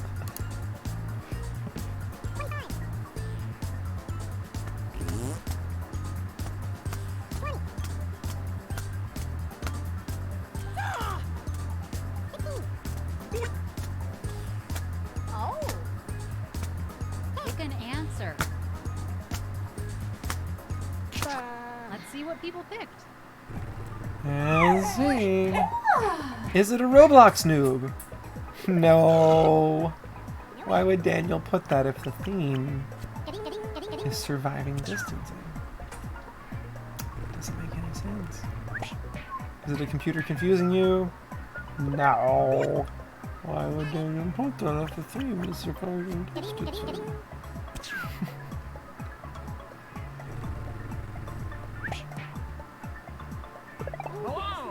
Sorry, Rowan, that was mine.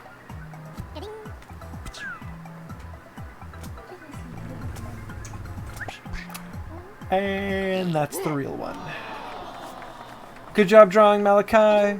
You're probably already gone, but good Oh, job! who did? Homeschoolers wondering what the big deal is. That was the actual thing. No one guessed it. That's what he was supposed to draw. Why are they a square? Yeah, I This don't floor's already know. square. Improve, Malachi. We ain't squares. That's offensive. He Type called the me title a now. square. Were you the one that put up the TV? Yeah, Watching some, that was good. thank you. I like that. I thought that was the real one, even though I helped you make these. So good. You just know my wit. What is it? Alright, I don't get to guess anything because I actually drew this. Oh, you drew this one? I drew this. This is my drawing.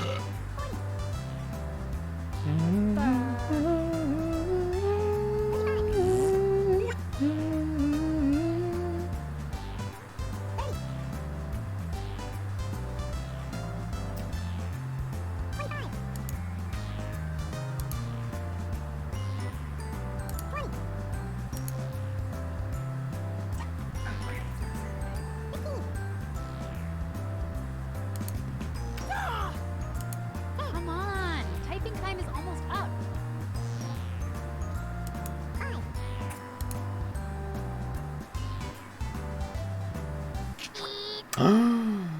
And you said it And here are your was choices. A, everything is cancelled. B, only an oven. C, no school allowed. D, evil plans.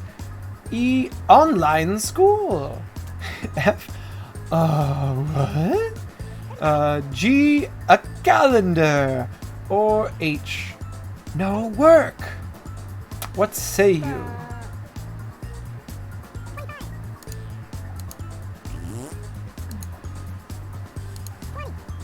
Alright, Emma, should we go do it for brownies?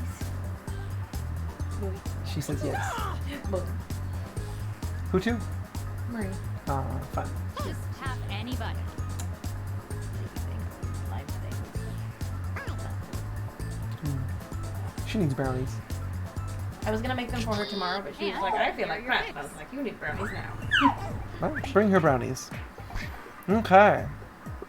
It's not no work. It's not no work. It's not no work.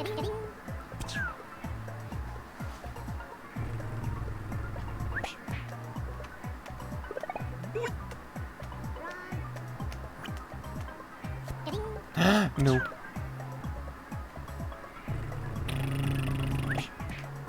Is it online school? No.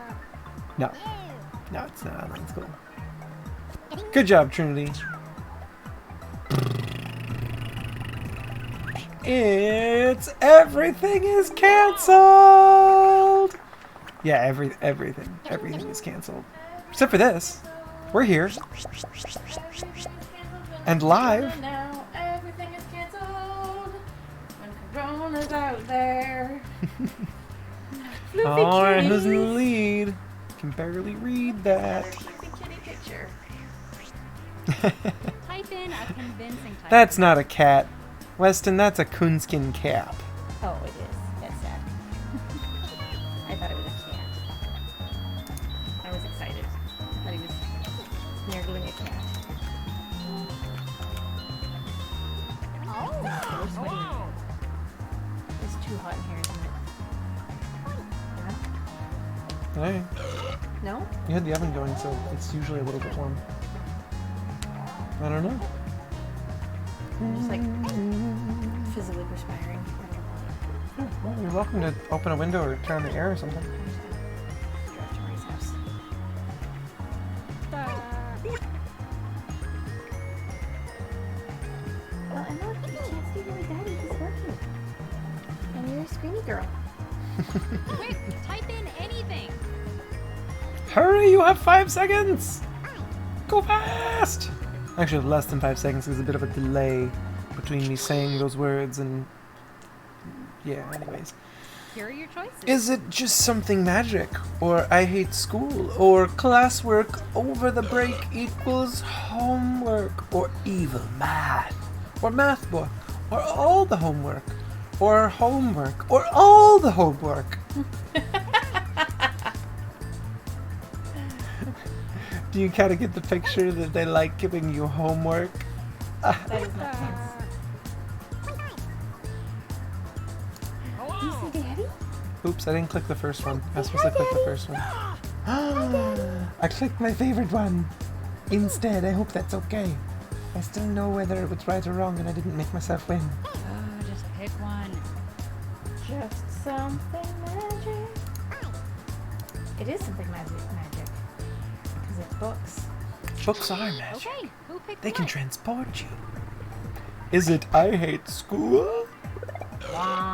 No, but the audience thinks it is. Maybe because they do. Oh, Could- oh no. Oh my. What? Oh no. Weston, you really let yourself go, man. That's a terrible picture.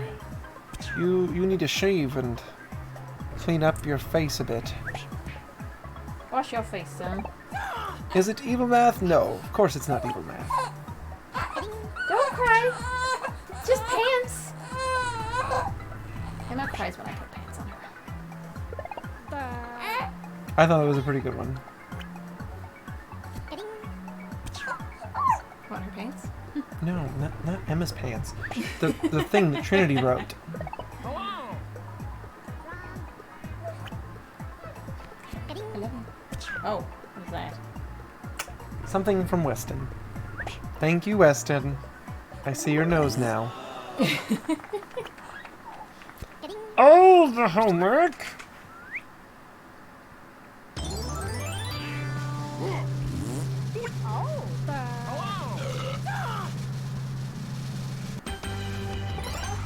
Nerf Magician wins! Is that Landon? Is Landon Nerf Magician? That's fantastic.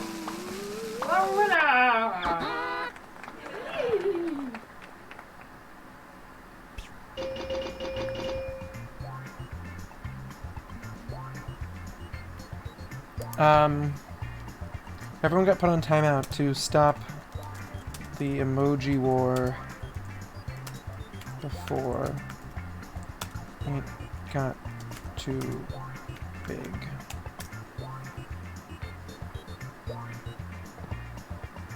Apparently I can't talk and type. That's terrible. Yay, Landon wins! Okay, do you guys want to do round 2? Where we let everybody who's playing not play and all the people who weren't playing play? Yeah? Yeah. Okay, we're gonna play again. If you already played, don't join. Okay. Oh, we're gonna have to start over. We're gonna have to start over. That would be sad. I don't want to start over.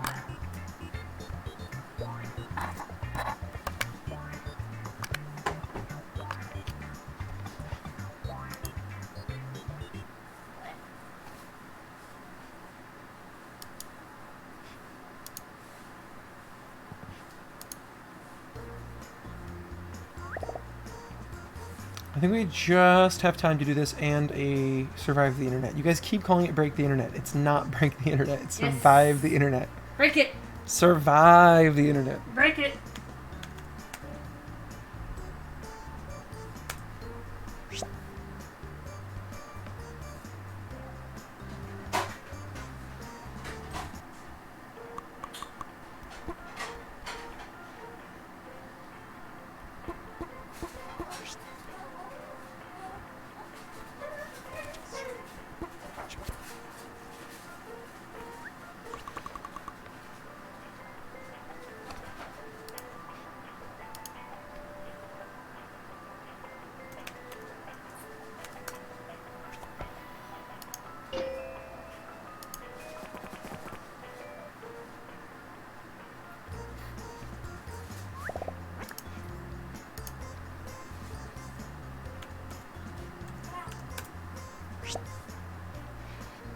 Okay, ladies and gents. Oh, sorry. Whacking the mic here with my thumbs. Go ahead and jump on in if you haven't got to play yet. And I remind you, if you've already played... More yummy brownie.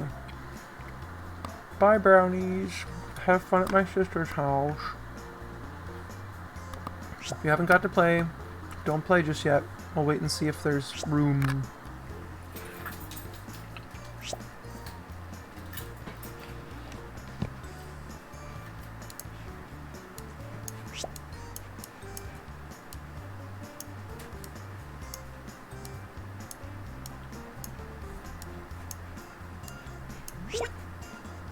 Hello.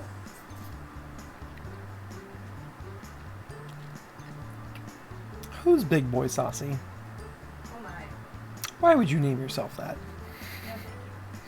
Try again. I suggest you come up with a better name. Oh.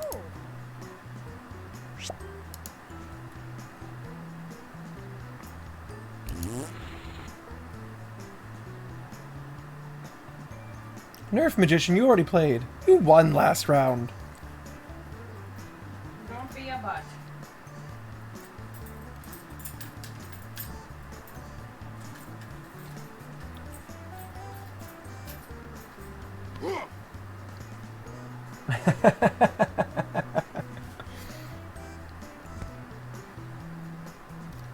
Alright, ye who was Big Boy Saucy, please rejoin under a better name. Or Trinity will join and take your spot.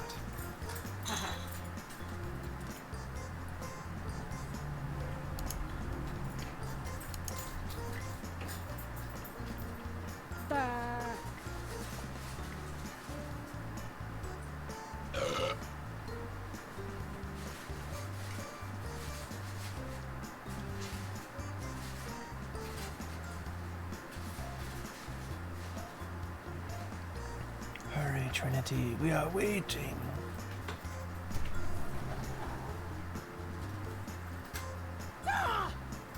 And there we go, with a tiny baby head, or some such head.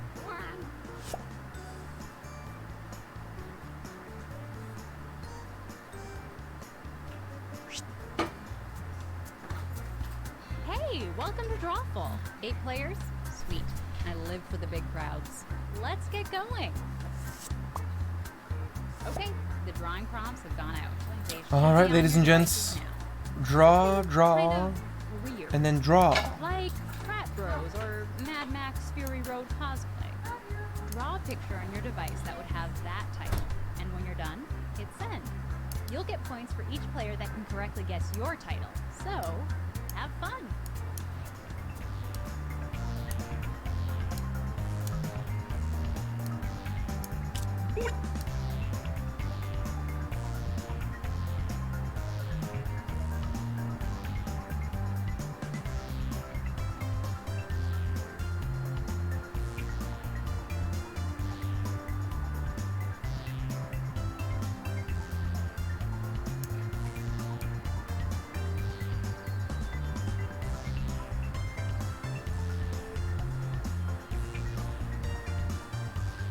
Alrighty. Do my best to make some good drawings this time. Oh!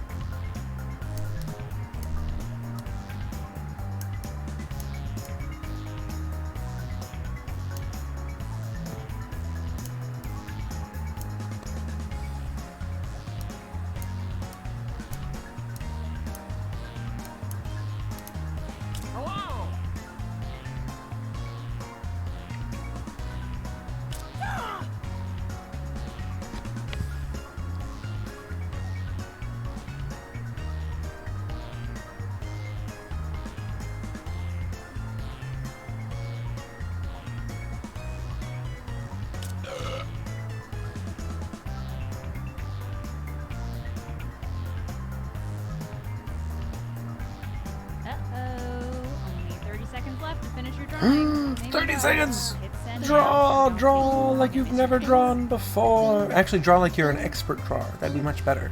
Ding, ding, ding, ding. It was a Great. All very the pictures not are in. annoying sound, right? Alrighty, now you must look at the drawing and decipher what Now, it take means. a wild guess at what the prompt for this title could be. It's so filled in and dark. I will call it the dark filled in rectangle.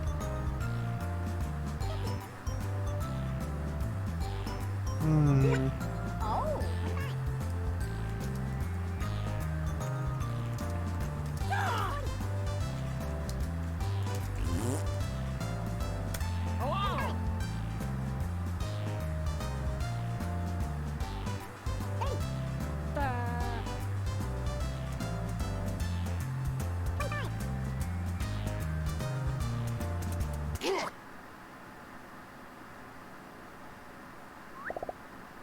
Okie Here are your dokie. choices. Which of these Here are titles your do you think options. really inspired this drawing?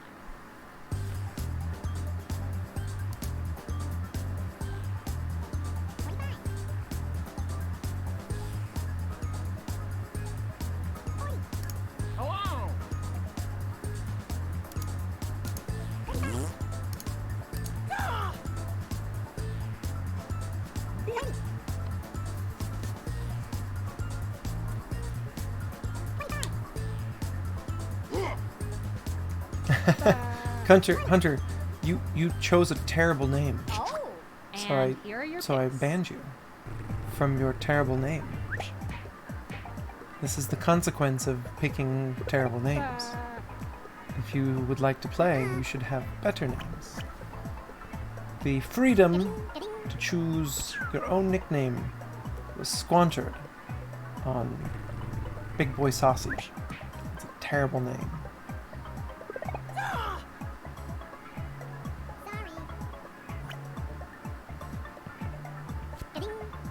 It's not a normal name. No parent ever named their child Big Boy Saucy.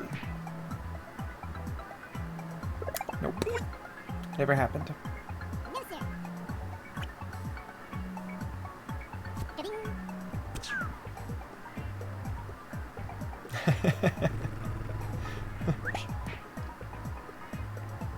I love you, Hunter, but no.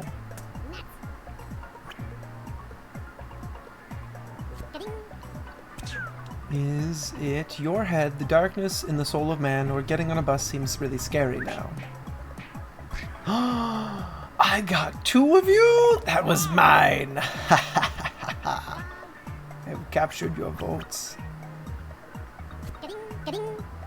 I'm sorry, Hunter. If there was like a polite, easy, simple way of just like making you retype the name, I would have picked that. The game doesn't give me that option. I would much rather have picked that option. I'm so sorry, Hunter.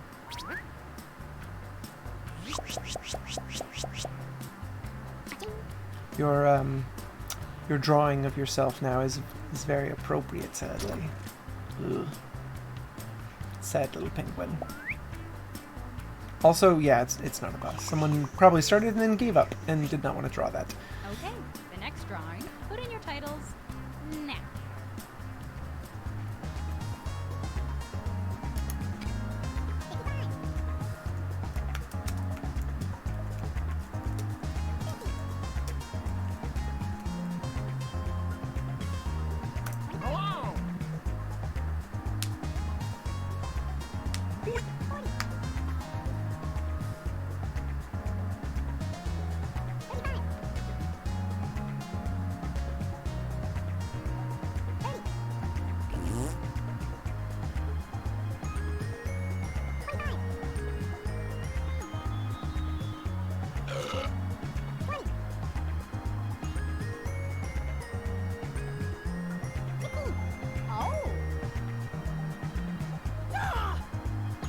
Hurry up, people. Just type something 5 in. seconds! 5 seconds!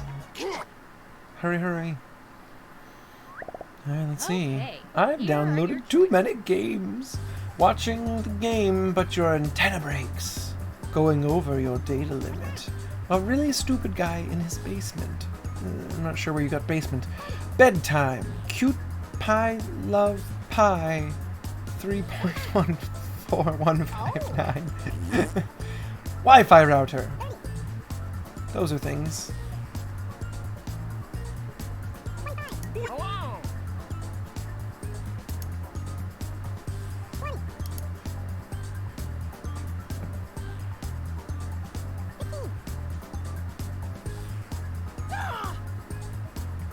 Select an answer.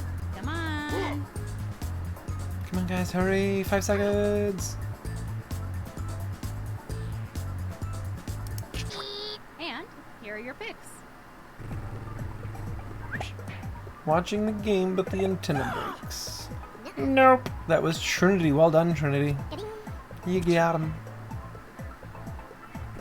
Is it a Wi-Fi router?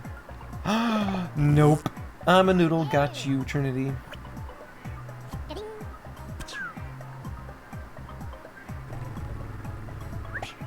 I downloaded too many games. Sorry, Hunter. I got you. That was mine.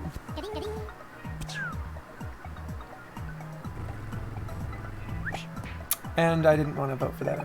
I said I was going to pick the first one every time, and that was the first one. I don't actually think it was that at all. It's going over your data limit! Well done. And not a bad drawing, Landon. That was pretty darn good. Got the little megabyte thingy in there. Make it clear what we're talking about.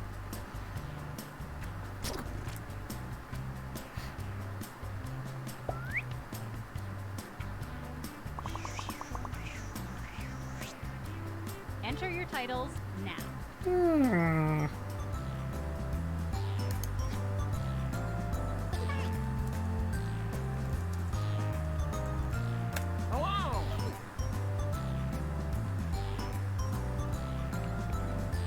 It was a good clue.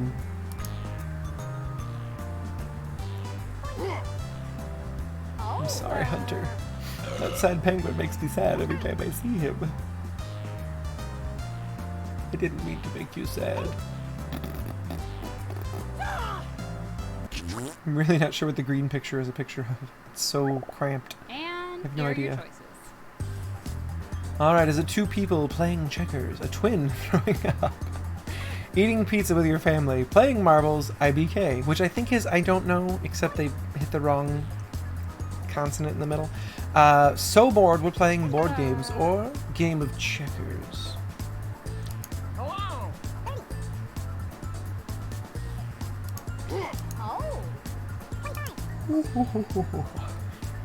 What will it be?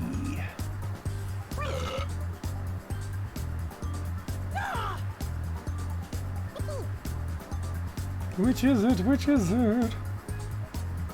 Pick There's anything. 10 seconds left. Let's see what people picked. Is it playing marbles? Oh, Hunter, I keep stealing your votes. I'm sorry, Hunter. Is it a game of checkers? No. But Trinity got you good.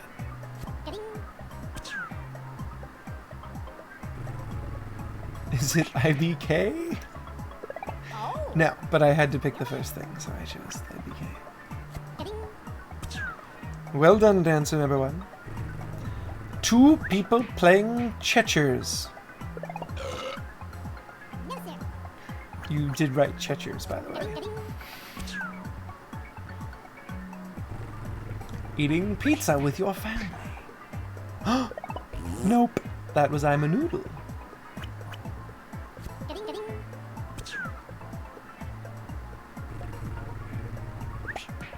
It was so bored we're playing board games. Well picked, I'm a Noodle. And good drawing, Lulu.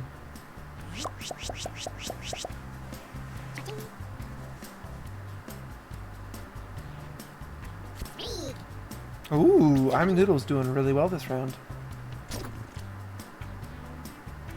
They're in the lead. They're beating the Nerf Magician. Oh. Type in a convincing title now.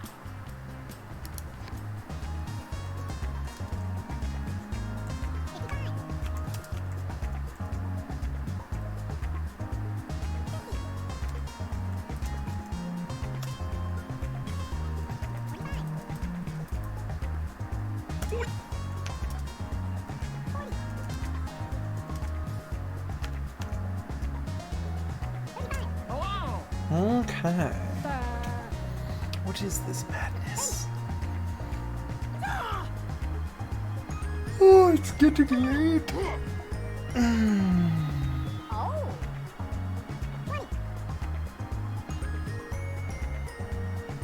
Alright, I'm gonna start downloading the pics. Weston's like really avid about this. And here are your choices.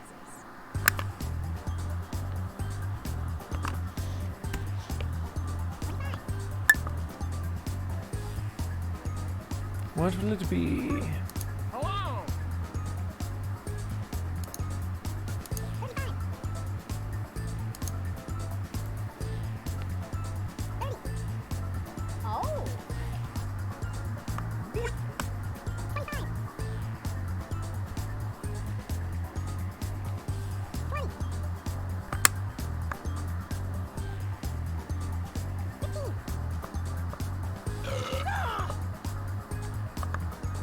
Come on, pick one. Okay, who picked what? Let's see. Who picked walking your dog? A lot of you picked walking your dog. My goodness. Lulu, you got him. They fell hook, line, and sinker for that.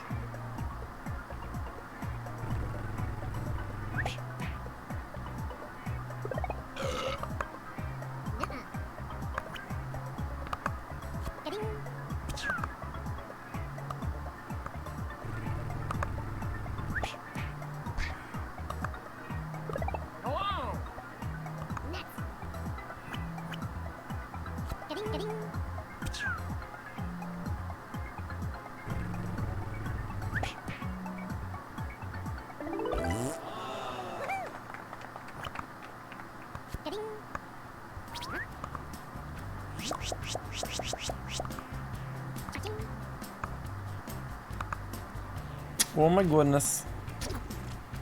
I'm busy downloading photos from the texts, and you guys are busy just beating me up with points. Put in your What title. is it? Now. What is it?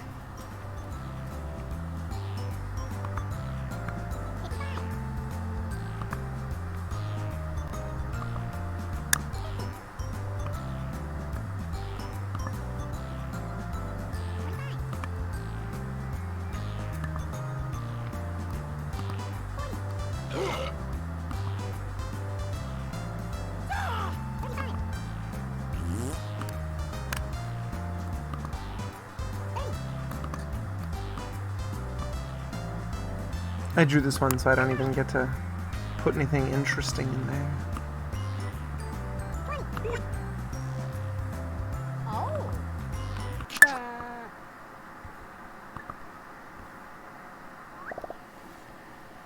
Okay, here are your choices. Okay. So bored, I'm staring at a shelf. A shelf falling and hitting a guy! Empty shelves, local supermarket. Oh. Empty love. Oh. An empty shelf. Empty shelves! A shelf in Staples! Ah, what will it be?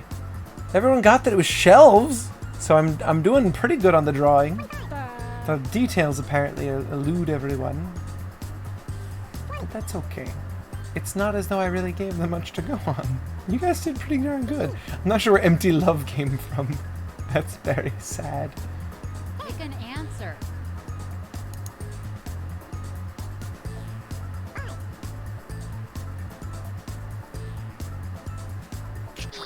And here are your picks.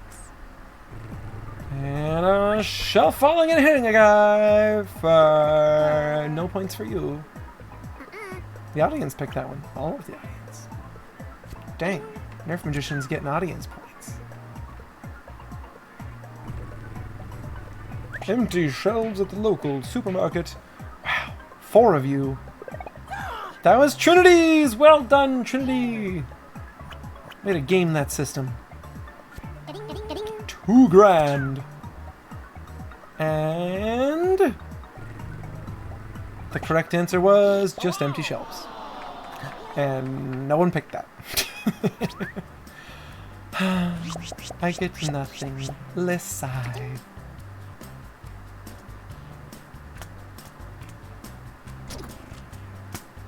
And I'm a Noodle is back on top.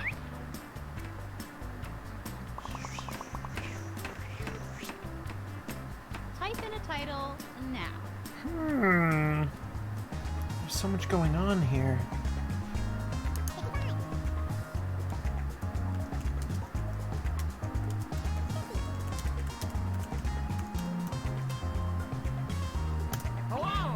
Okay. What are we looking at? I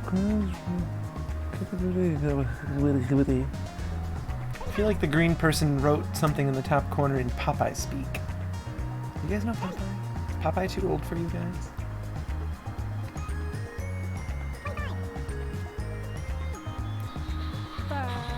Come on, focus.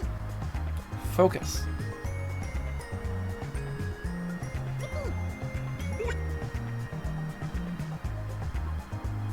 Quick, type in anything. Hurry, put in an answer.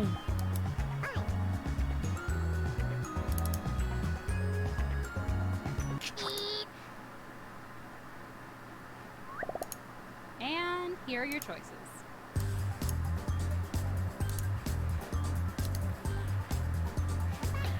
Oh, stop ocean pollution, sanitizing the world, new fish discovery, blurry. I'm sick of washing my hands. No more swimming, stay in your homes. The coronavirus.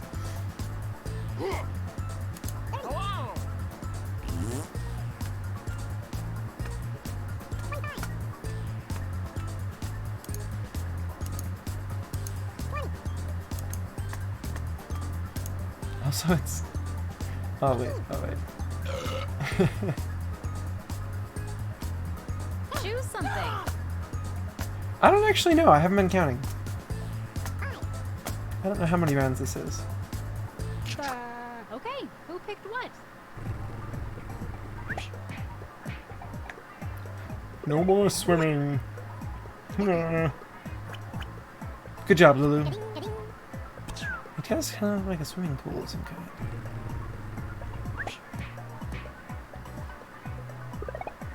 Stop ocean pollution. Just stop it, okay? It's not nice. Good job, Trinity. Wow! 3 of you guys figured that one out. Well done. Good job, dancer number 1. That's some buku points right there.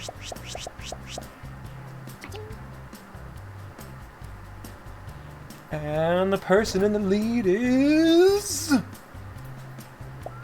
Trinity. Well done, Trinity. And now, another drawing. Okay, what do we see here? We have some elements. There's a bit on top, there's a bit on the bottom.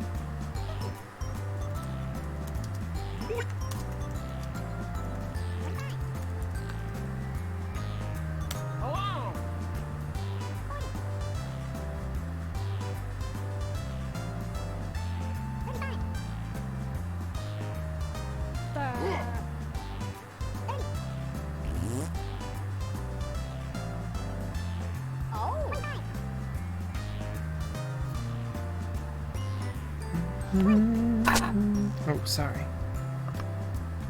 Also, there's all the photos from all of you guys who sent me extra photos.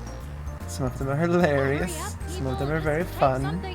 Some of them show you your past as little chitlin and cute doggies and kitties and coonskin caps.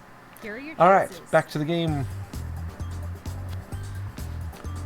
Sync my new Apple Watch, passing the time. I don't know, love no one. I don't know. Philistine. Amazon Prime isn't fast now. A fan over the floor.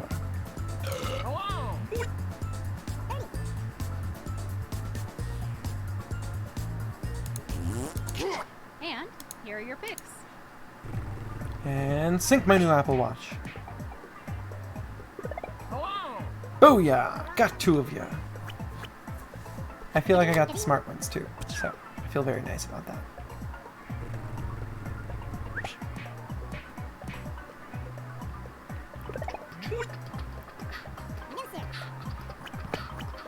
Passing the time. Good job, Lulu. I put up the pics like this, just for a second. I don't know. I had to pick it because it was number 1 on my list. See pictures. No pictures. Pictures? No pictures. Amazon Prime isn't fast now? That's the real one.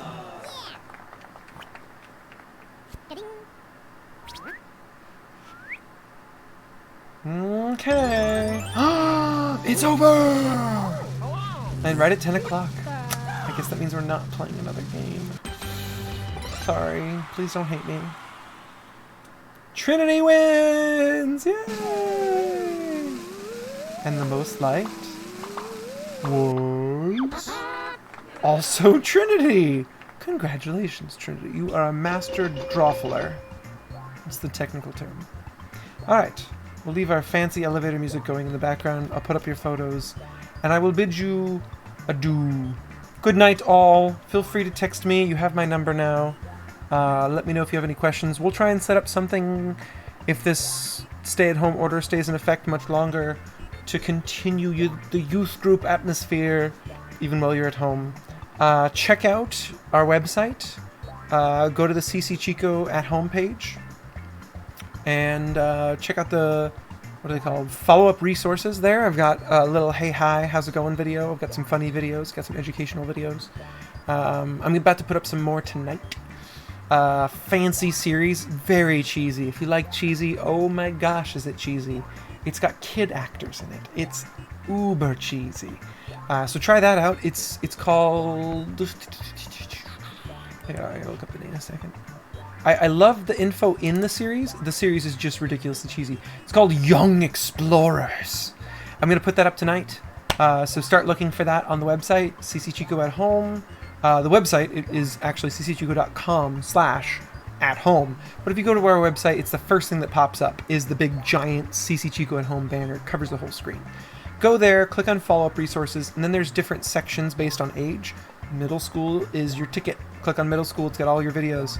I'm putting up some sweet shows tonight, so check those out. Young Explorers, very cheesy, very fun.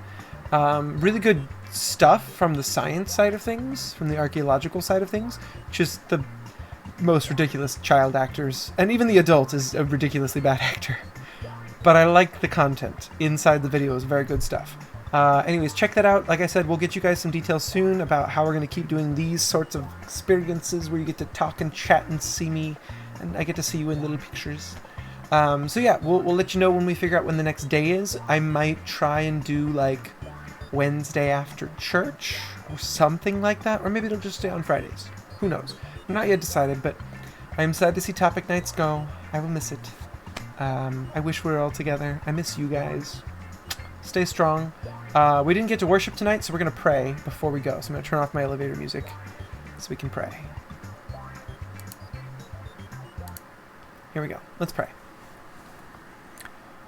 Lord, I just ask that you would be blessing all these kids in this time, and their families too, that you would just draw them closer together as a family, help them to get over what other little tiffs and fights occur from living closer more often.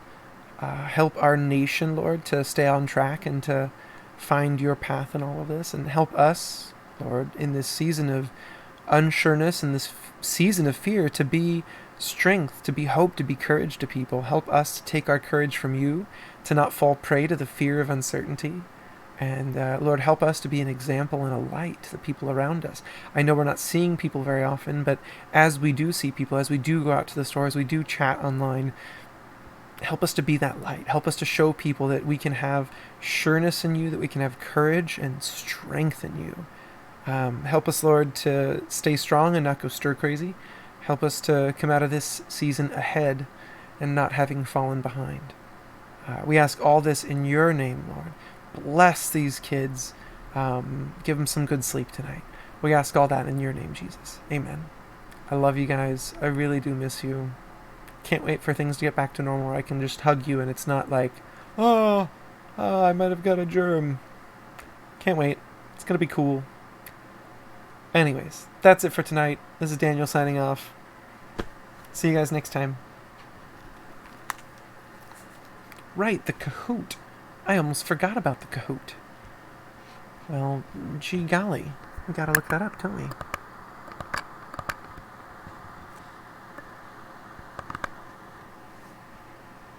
The winner of the Kahoot is... Drum roll, please. I already said that. See the podium. Oh, Abby, you were in first for like a long time. I didn't even know you got beat. Rowan took second, and first place goes to Dance. I'm guessing that's the same as Dancer number 1, which I think is one of the Matley girls, but I don't actually know. I'm not sure who is Dance. So who's Dance? Tell us, enlighten us, ye in the chat. It is. Okay, so Peach, good job. Excellent memory. Way to pay attention. I am terrible at those sort of things. And then it turns out Caleb Lezeni, I feel terrible. I don't know how to say that yet. He's colorblind. Go figure. So a bunch of the questions, I didn't realize I was doing this to him. They're all about color, and that's kind of unfair. So, sorry, Caleb. And good job, Peach. You won. Okay, now it's good night. Now it's Daniel signing off and all that good stuff. Okay, bye.